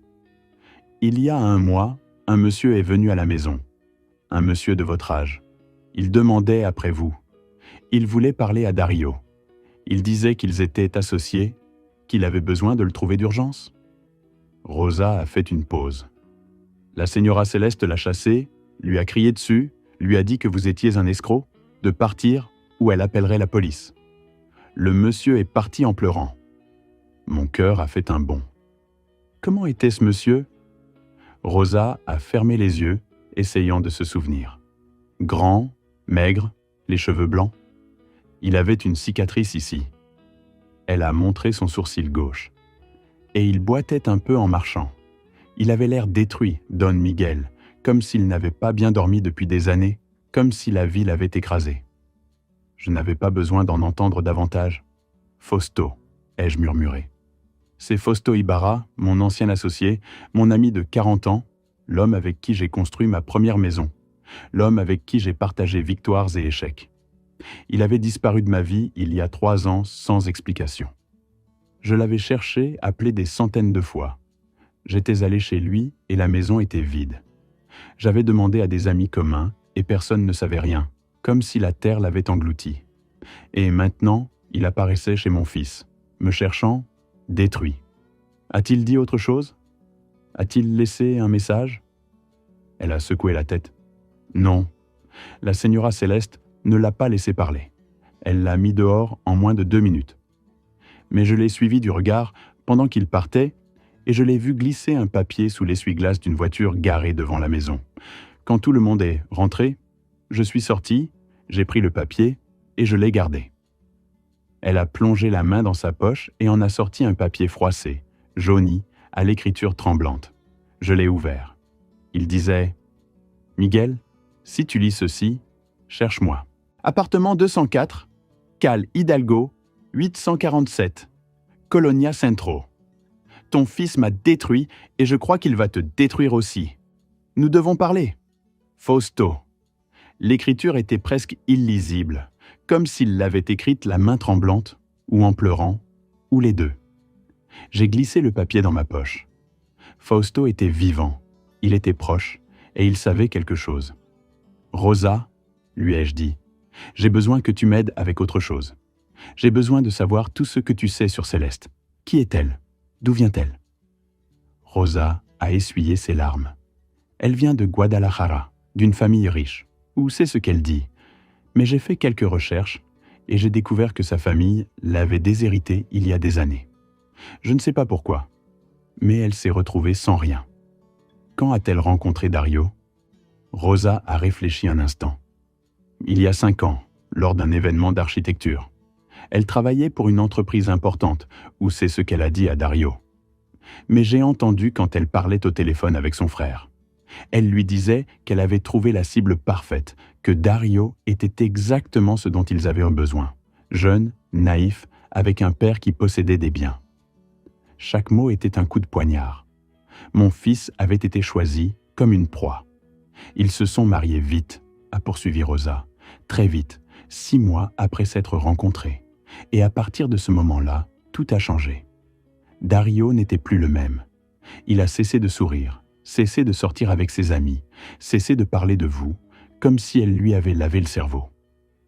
Pendant tout ce temps, j'avais pensé que Dario me haïssait de sa propre volonté, qu'il m'avait effacé de sa vie parce qu'il croyait vraiment que j'avais été un mauvais père. Mais tout venait d'elle. Tout Depuis le début. Rosa s'est levée. Je dois y aller, Don Miguel. Je suis resté trop longtemps. Elle a sorti un autre papier de sa poche, celui-ci plus neuf, plié avec soin. Tenez, c'est l'adresse de ce monsieur Fausto. Je crois que votre fils ne fait pas ça seul. Je crois qu'il y a plus de victimes et que ce monsieur sait quelque chose qui peut vous aider. Allez le voir, parlez-lui. Et s'il vous plaît, sauvez Dario. Car je sais qu'au fond de lui, il ne veut pas faire ça. Je le vois pleurer la nuit quand il croit que personne ne l'entend. Je le vois regarder de vieilles photos de vous quand la Señora Céleste n'est pas là. Votre fils est piégé, Don Miguel, et vous êtes le seul à pouvoir le sortir de là. Elle s'est retournée, a marché rapidement vers la sortie de la place et a disparu dans la foule. Je me suis retrouvé seul, assis, avec 2 papiers dans la poche, le cœur brisé et une décision à prendre. La cale Hidalgo se trouvait dans le centre de Querétaro, dans un quartier qui était autrefois joli, mais maintenant négligé. De vieux bâtiments à la peinture écaillée, des câbles pendant aux poteaux, des ordures dans les coins. Je suis arrivé le dimanche matin. J'ai garé la voiture 2 pâtés de maison plus loin et j'ai marché à la recherche du numéro 847. Je l'ai trouvé entre une épicerie et un garage automobile fermé. C'était un immeuble de 4 étages, gris, triste, avec des fenêtres cassées au premier étage et des taches d'humidité remontant le long des murs. La porte principale était entr'ouverte. Je suis entré. Ça sentait l'humidité et la vieille nourriture. Les escaliers grinçaient à chaque pas. Mes genoux se plaignaient. J'ai trouvé l'appartement 204. La porte en bois bon marché portait des rayures, des marques de tentative de cambriolage. J'ai frappé 3 fois. Rien. J'ai frappé de nouveau. « Qui est là ?» a demandé une voix rauque de l'intérieur. « C'est moi, Miguel Angel. » Un long silence. J'ai entendu des pas traînants, des verrous qui s'actionnaient. La porte s'est entr'ouverte à peine et je l'ai vu. Mon ami, mon frère, l'homme avec qui j'avais construit la moitié de Querétaro. Mais ce n'était plus le même. Fausto avait toujours été grand et fort, un homme qui soulevait des poutres d'acier sans aide, qui travaillait 12 heures sous le soleil sans se plaindre. L'homme devant moi pesait 20 kilos de moins. Les cheveux blancs et ébouriffés, la barbe longue et grise, les yeux enfoncés dans des orbites sombres. Il portait un t-shirt taché et un pantalon de pyjama. Quand il m'a vu, ses yeux se sont remplis de larmes. « Miguel » a-t-il murmuré. « Tu es venu ?» Il a ouvert la porte en grand et s'est jeté dans mes bras. Il a pleuré contre mon épaule, comme quelqu'un qui avait gardé sa douleur pendant des années. Je l'ai serré fort, aussi fort que mes vieux bras me le permettaient. Nous sommes entrés dans l'appartement. C'était une seule pièce servant à la fois de salon et de chambre. Les murs étaient nus, à l'exception d'une vieille photo de Fausto avec sa famille, tous souriants. La photo était déchirée dans un coin. Nous nous sommes assis sur un fauteuil délabré. « Qu'est-ce qui t'est arrivé, mon frère ?» lui ai-je demandé. Fausto a essuyé ses larmes. « Ton fils m'a détruit, Miguel. Il m'a tout pris, absolument tout. J'ai senti un couteau dans l'estomac. Raconte-moi tout. » Fausto a pris une profonde inspiration et s'est servi 2 verres d'eau. « Il y a 4 ans, ton fils est venu me chercher chez moi un samedi après-midi. Je ne l'avais pas vu depuis qu'il était adolescent. Il m'a dit qu'il avait une opportunité d'investissement, une nouvelle entreprise de construction qui avait besoin de partenaires expérimentés. Je lui ai dit que j'étais à la retraite, que je ne voulais plus travailler, mais il a insisté. Il m'a montré des plans, des projets, des chiffres.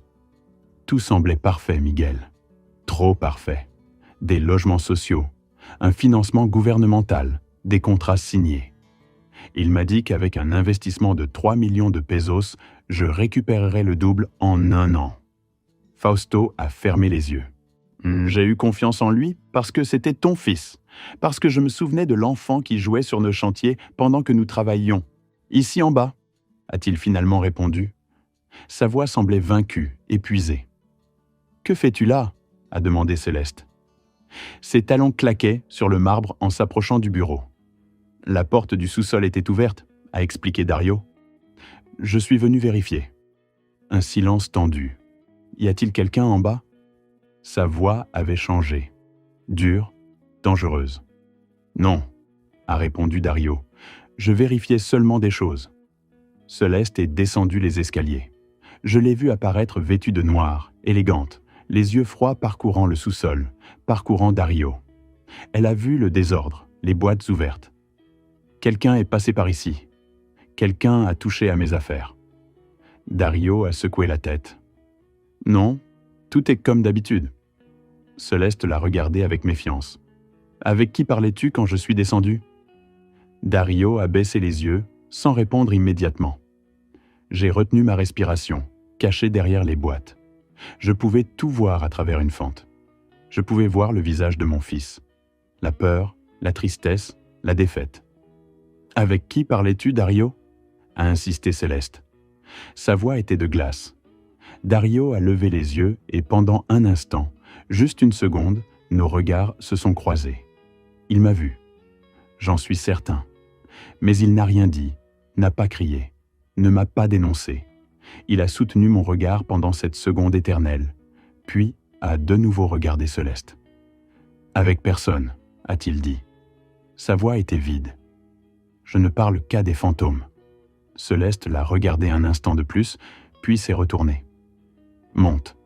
Nous devons parler de ton père. Il m'a envoyé un message. Il dit qu'il veut venir demain.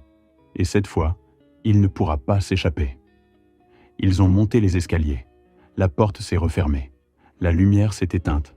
Et je suis resté là, seul dans l'obscurité, le cœur brisé.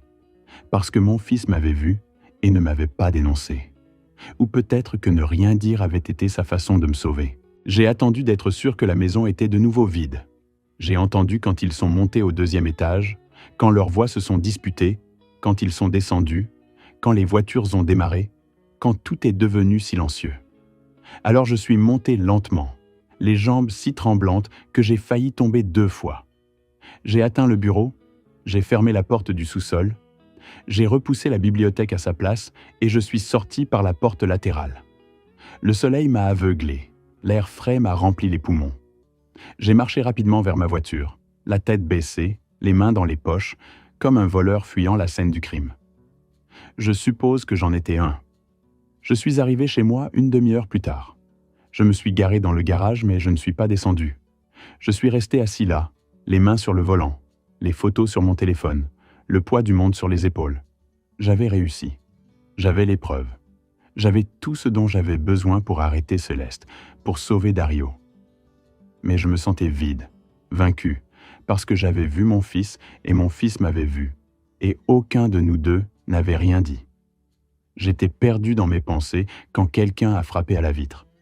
Remedios, ma voisine de toujours, une femme de 71 ans, aux cheveux entièrement blancs et aux yeux les plus bienveillants que j'ai jamais rencontrés.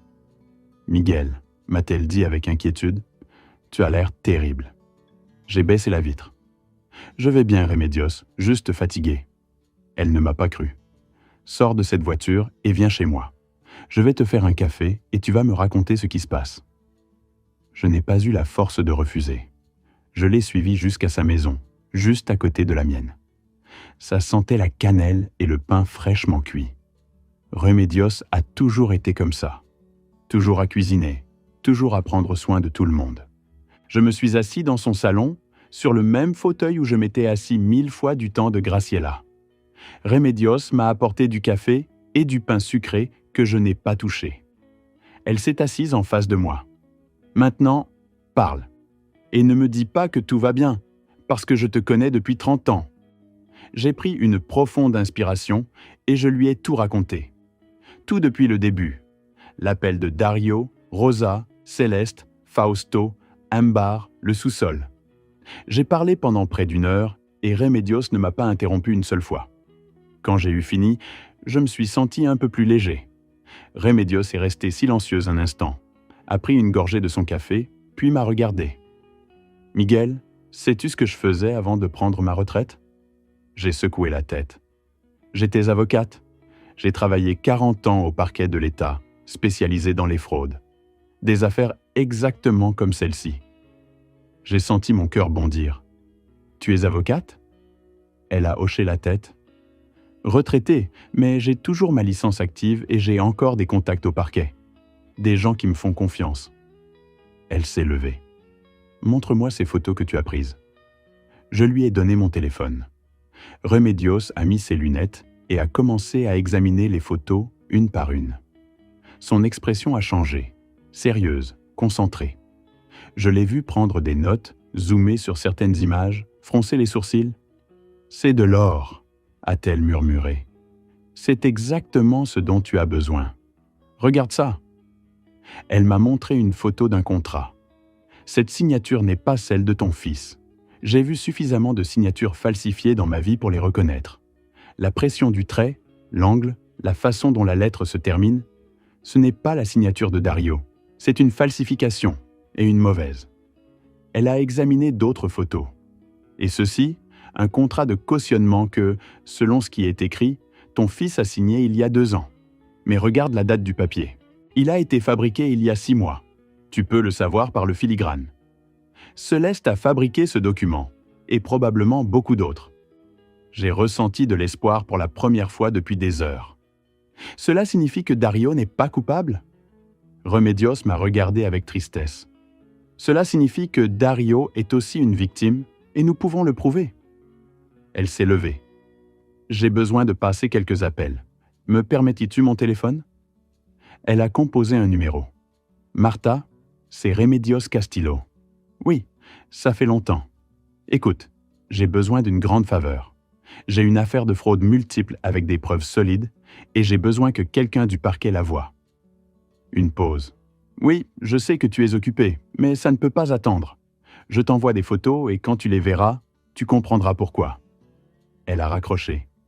Martha est la procureure la plus intègre que je connaisse. S'il y a un moyen d'arrêter Céleste, elle le trouvera. 5 minutes plus tard, le téléphone de Remedios a sonné. Elle a écouté puis... Sérieusement, combien de plaintes ? Elle a écouté encore. D'accord, je lui dirai. Merci Martha.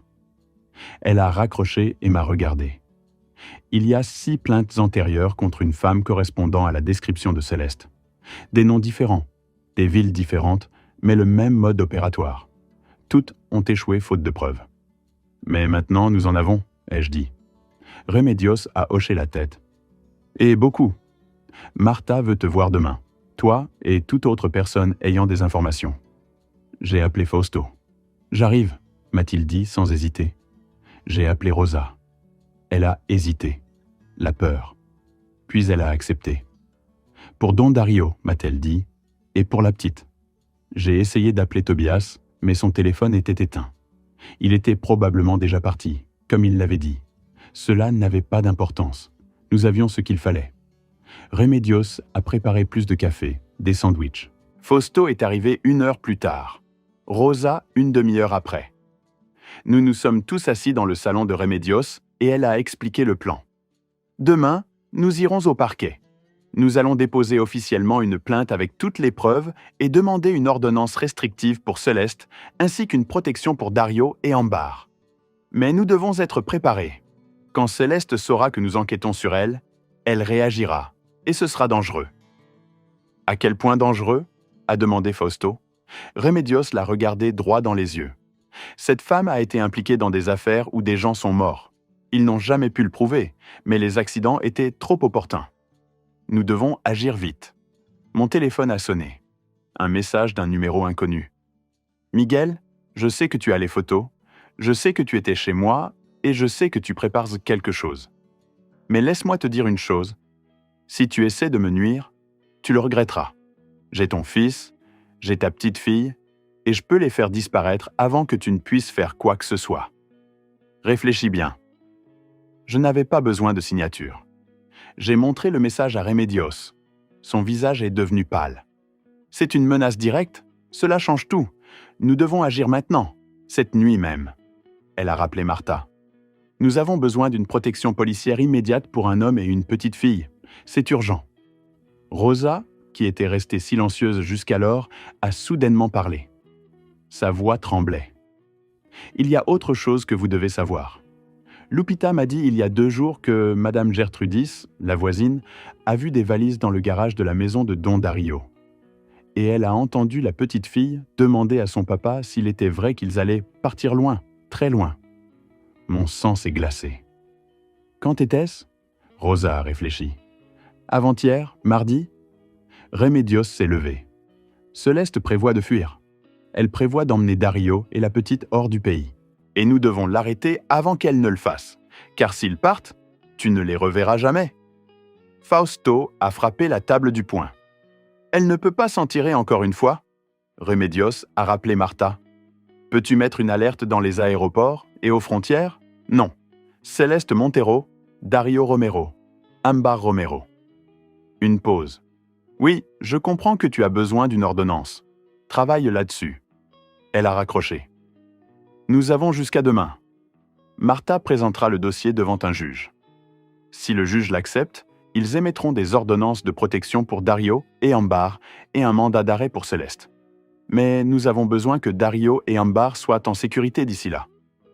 Elle m'a regardé. Miguel, crois-tu que ton fils t'écouterait si tu l'appelais? Crois-tu qu'il viendrait dans un endroit sûr? J'ai secoué la tête. Je ne sais pas. Nous n'avons pas parlé depuis 8 ans. Rosa a parlé. Mais il vous a protégé, don Miguel. Il n'a pas dit à la señora Céleste que vous étiez là. Cela signifie quelque chose. Elle avait raison. Dario m'avait protégé à sa manière, par son silence. Peut-être restait-il encore une partie de mon fils là-dedans? Une partie qui se souvenait de qui j'étais, de qui nous avions été. J'ai sorti mon téléphone et cherché le contact de Dario que je n'avais jamais effacé. Mes doigts tremblaient sur l'écran. « Que lui dire ?» ai-je demandé. Remedios a posé sa main sur la mienne. « Dis-lui la vérité. Dis-lui que tu l'aimes. Dis-lui que tu sais qu'il est piégé et que tu as un moyen de le libérer, mais qu'il doit te faire confiance. » J'ai écrit le message. Je l'ai relu 3 fois avant d'envoyer « Fils, c'est moi. Je sais que tu es en danger. Je sais ce qu'elle fait et je sais que tu as peur. Mais tu n'es pas seul. Tu ne l'as jamais été. J'ai des preuves, j'ai de l'aide et j'ai un moyen de sauver Ambar. S'il te plaît, fais-moi confiance une fois de plus, juste une fois, et je promets de tout arranger. Je t'aime. Je t'ai toujours aimé. Papa. Le message a été marqué comme livré, mais pas comme lu. Nous avons attendu. 5 minutes, 10, 15, rien. Peut-être ne le verra-t-il pas avant demain, a dit Fausto. Puis 3 points sont apparus. Quelqu'un était en train d'écrire. Le message est arrivé. 3 mots seulement. Dis-moi où. J'ai senti mon cœur s'emballer. Dario avait répondu. Mon fils voulait me voir. Remedios m'a retiré le portable des mains. Elle a lu le message. C'est bon. Mais nous devons être intelligents. Ça ne peut pas être dans un endroit où Céleste a le contrôle. J'ai répondu « Demain à 10h du matin chez toi, mais j'ai besoin de te parler seul, sans elle. » Les 3 points sont apparus. Puis, je ne peux pas garantir qu'elle sera absente. Elle est toujours là. Remedios m'a dicté la réponse. Alors, emmène-la quelque part. Invente quelque chose. Un rendez-vous médical. N'importe quoi. Mais j'ai besoin d'une demi-heure avec toi, juste une demi-heure pour tout expliquer. La réponse. D'accord. À 10h. Mais dépêche-toi, je ne peux pas la retenir longtemps. Cette nuit-là, aucun de nous n'a dormi. Nous sommes restés dans le salon de Remedios à planifier chaque détail. Elle a rappelé Martha. Nous avons besoin d'un procureur de permanence demain matin, devant cette adresse. Oui, ça peut être dangereux. C'est pourquoi nous avons besoin de renforts. Elle a raccroché. Martha sera là avec 2 agents, cachés à l'extérieur. Ils n'interviendront que si tu leur fais signe ou s'ils entendent quelque chose d'alarmant. Rosa a pris la parole. Je veux y aller. Je veux être là quand cette femme devra faire face à la vérité. Remedios a secoué la tête. C'est trop dangereux. Mais Rosa s'est levée. Don Miguel a tout risqué pour sa famille. Je peux risquer un peu pour la vérité.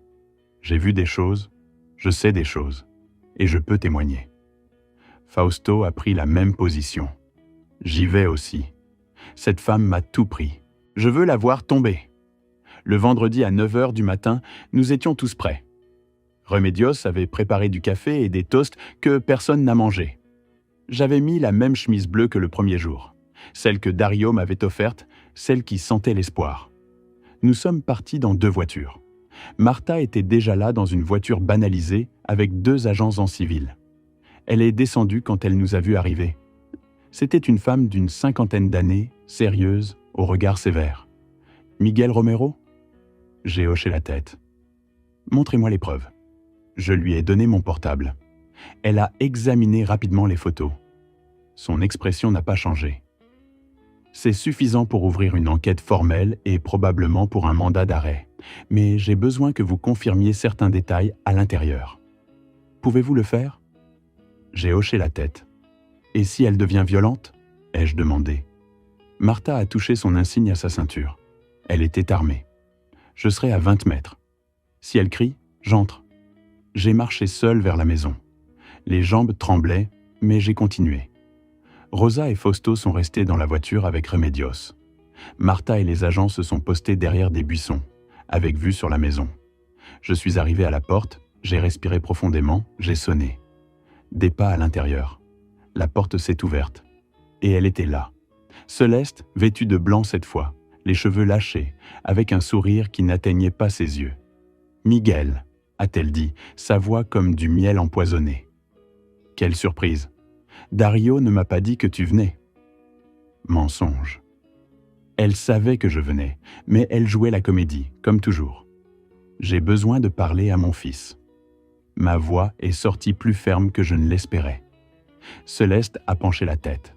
Ton fils, c'est curieux. Tu ne l'as pas appelé comme ça depuis 8 ans. Elle s'est écartée. Entre, mais ne reste pas longtemps. Je suis entré. La porte s'est fermée derrière moi avec le son d'un piège qui se referme. Où est Dario ? Céleste a pointé vers l'étage. Dans sa chambre, nous avons un rendez-vous important aujourd'hui.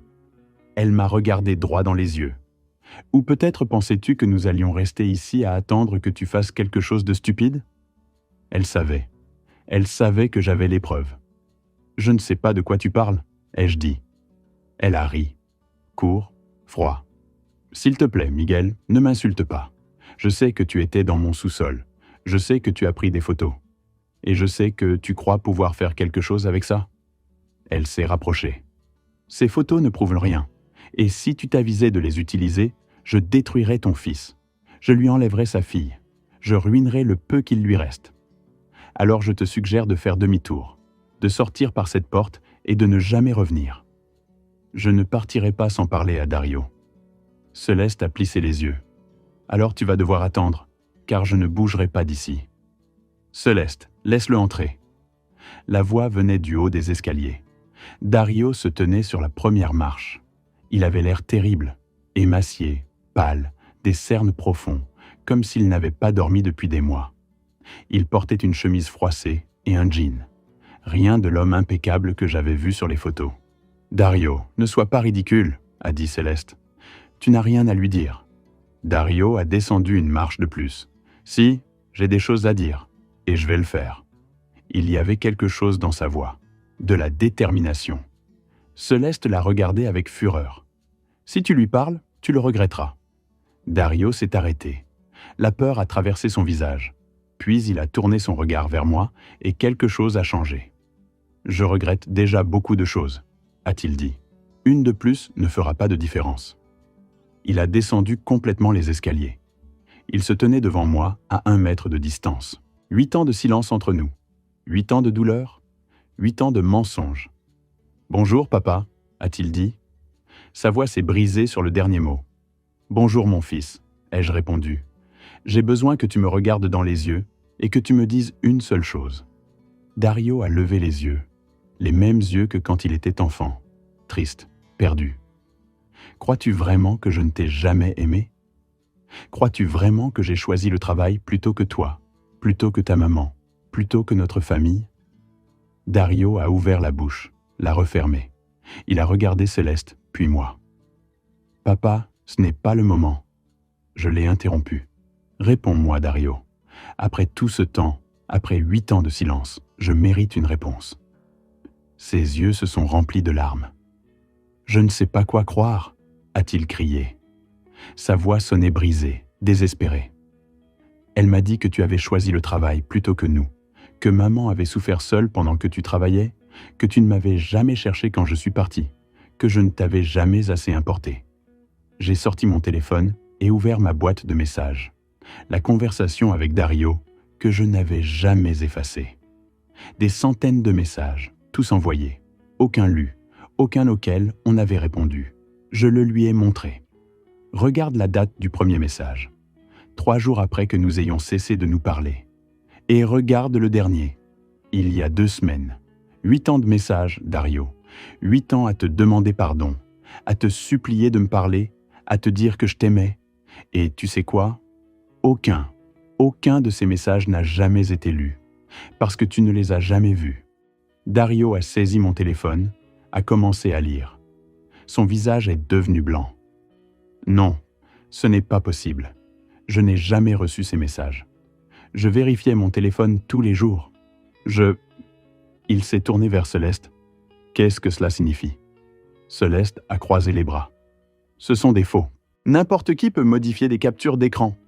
Dario a secoué la tête. Non, ceux-ci ont des horodatage, ils ont tout. Sa voix a monté. Tu as effacé ces messages. Ne sois pas ridicule, a dit Céleste. Mais sa voix a vacillé. Juste une seconde. Suffisamment. Alors j'ai entendu la porte latérale s'ouvrir. Rosa est entrée. Elle avait attendu dehors, prête à entrer au bon moment. « Ils ne sont pas faux, Don Dario », a-t-elle dit d'une voix ferme. « Je les ai vus pendant des années. Chaque fois que votre papa vous envoyait un message, la Señora Céleste prenait votre téléphone pendant que vous dormiez et les effaçait tous avant que vous ne vous réveilliez. » Dario est resté glacé. « Rosa, qu'est-ce que tu fais ici ?» Rosa s'est avancée vers lui. « Je suis venue dire la vérité que j'aurais dû dire il y a des années, mais j'avais peur. Peur qu'elle me déporte, peur de tout perdre. » Elle a regardé Céleste avec mépris. « Mais je n'ai plus peur d'elle, parce que ce qu'elle fait est pire que tout ce qui pourrait m'arriver. » Céleste a fait un pas vers Rosa. « Fiche le camp de ma maison maintenant. » Rosa n'a pas bougé. « Ce n'est pas votre maison, c'est la maison que Don Miguel a construite, et que vous avez volée avec tout le reste. » Dario s'est laissé tomber sur le canapé. Il avait toujours mon téléphone dans les mains. Il continuait à lire les messages, les larmes coulant sur ses joues. « Tout ce temps, a-t-il murmuré, tout ce temps j'ai pensé que je ne t'importais pas, que tu m'avais oublié. Et maintenant, j'apprends que tu as essayé des centaines de fois. Et elle m'a volé ça. » Il a levé les yeux vers Céleste. Il n'y avait plus de peur dans son regard, seulement de la rage. « Pourquoi? Pourquoi as-tu fait ça ?» Céleste a lâché un rire amer. « Parce que j'avais besoin que tu sois isolé. J'avais besoin que tu n'aies personne d'autre que moi. Comme ça, tu es plus facile à contrôler. » Elle l'a dit avec une telle désinvolture, comme si c'était la chose la plus évidente du monde. Dario se leva. « Tu m'as manipulé depuis le début. » Céleste ne répondit pas. Elle le regardait de ses yeux froids. « Réponds-moi, » exigea Dario, sa voix montant. « Tout ce que nous avons eu était un mensonge. » Céleste sourit. Un sourire cruel. « Pas tout. Ambar est réel, et je vais l'utiliser pour te détruire si tu oses me quitter. » C'est alors que nous entendîmes une petite voix depuis les escaliers. « Maman !» Nous nous sommes tous retournés. Ambar était debout sur la 3e marche, dans son pyjama de lapin, les cheveux en bataille, les larmes aux yeux. « Que se passe-t-il? Pourquoi criez-vous » Ses mains tremblaient. Elle paraissait si petite, si fragile. Dario courut vers elle. « Ambar, mon amour, retourne dans ta chambre. » Mais la petite fille ne bougea pas. Son regard s'arrêta sur moi. « Tu es mon grand-père » demanda-t-elle. Sa voix n'était qu'un murmure.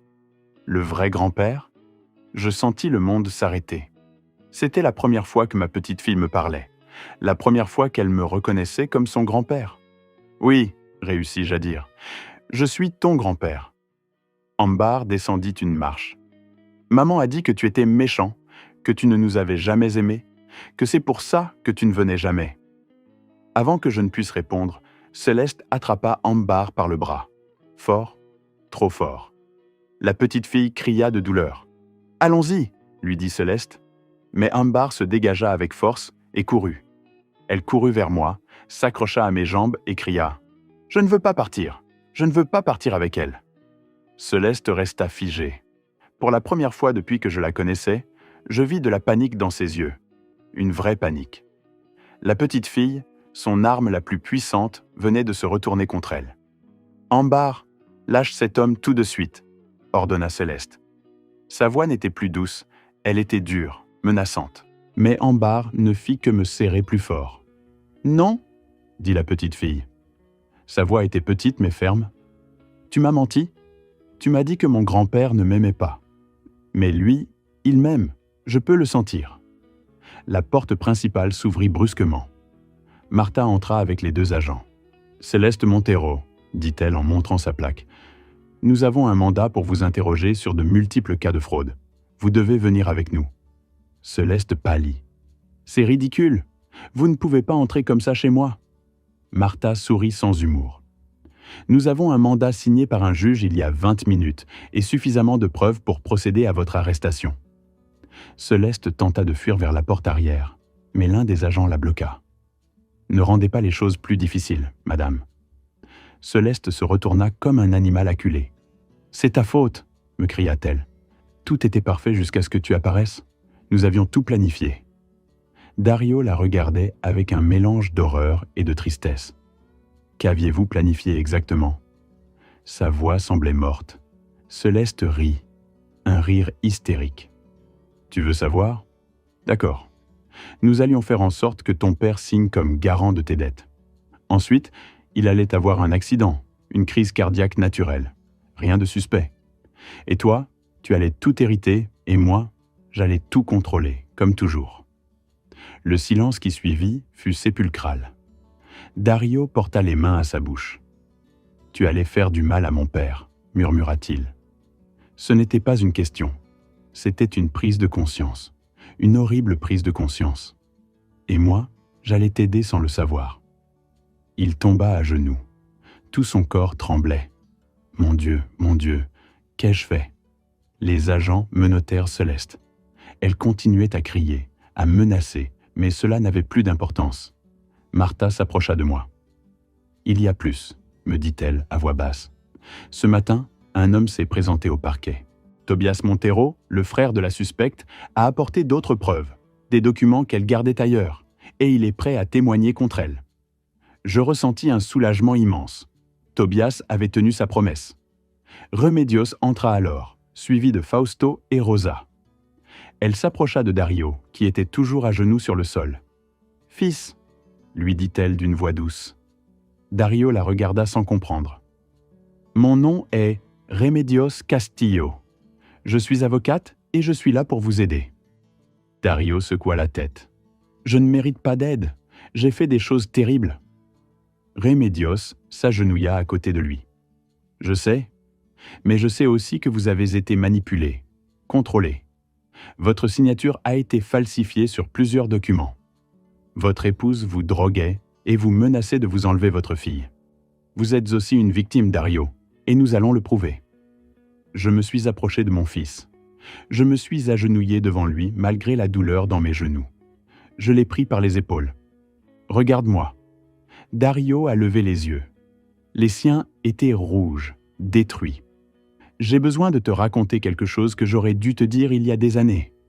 Te souviens-tu, il y a 9 ans, quand tu avais des problèmes d'argent, quand tu jouais et perdais ?» Dario s'est raidi. « Comment sais-tu cela ? Parce que j'ai payé ses dettes, toutes, presque 2 millions de pesos. Ta maman est venue me voir, désespérée. Elle m'a supplié de t'aider, mais de ne rien te dire, de ne pas t'humilier. Alors j'ai travaillé le double, le triple. J'ai vendu mon camion. J'ai hypothéqué notre maison. Tout ça pour te sauver sans que tu le saches. » Les larmes ont commencé à couler des yeux de Dario. « C'est pour ça que tu travaillais tant. C'est pour ça que tu n'étais jamais à la maison. » J'ai acquiescé. « C'est pour ça que, quand ta maman s'est lassée de me voir travailler jour et nuit, quand elle est partie, tu n'as vu qu'un père absent. Tu n'as jamais su que j'étais en train de te sauver. » Dario s'est effondré. Il a pleuré comme un enfant, comme l'enfant qu'il avait l'habitude d'être. « Je suis désolé, » sanglotait-il. « Je suis tellement désolé, papa. Désolé pour tout. De t'avoir haï, de t'avoir éloigné de ma vie, d'avoir cru à ses mensonges, d'avoir failli laisser qu'elle te fasse du mal. » Je l'ai serré dans mes bras. Après 8 ans, j'ai de nouveau serré mon fils dans mes bras. et il m'a rendu l'étreinte, fort, comme s'il avait peur que je disparaisse. « C'est fini », lui ai-je murmuré. « Tout est fini. » Puis j'ai senti de petites mains tirer ma chemise. C'était Ambar. Ses yeux étaient remplis de larmes. « Abuelo », a-t-elle dit. Ce mot m'a frappé en plein cœur. C'était la première fois qu'elle m'appelait ainsi. « Oui, mon amour. » Ambar m'a regardé.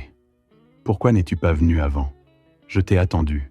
Je t'ai attendu si longtemps. » Je me suis agenouillé devant elle. J'ai pris ses petites mains dans les miennes. « Parce que je ne savais pas que tu m'attendais, mon amour.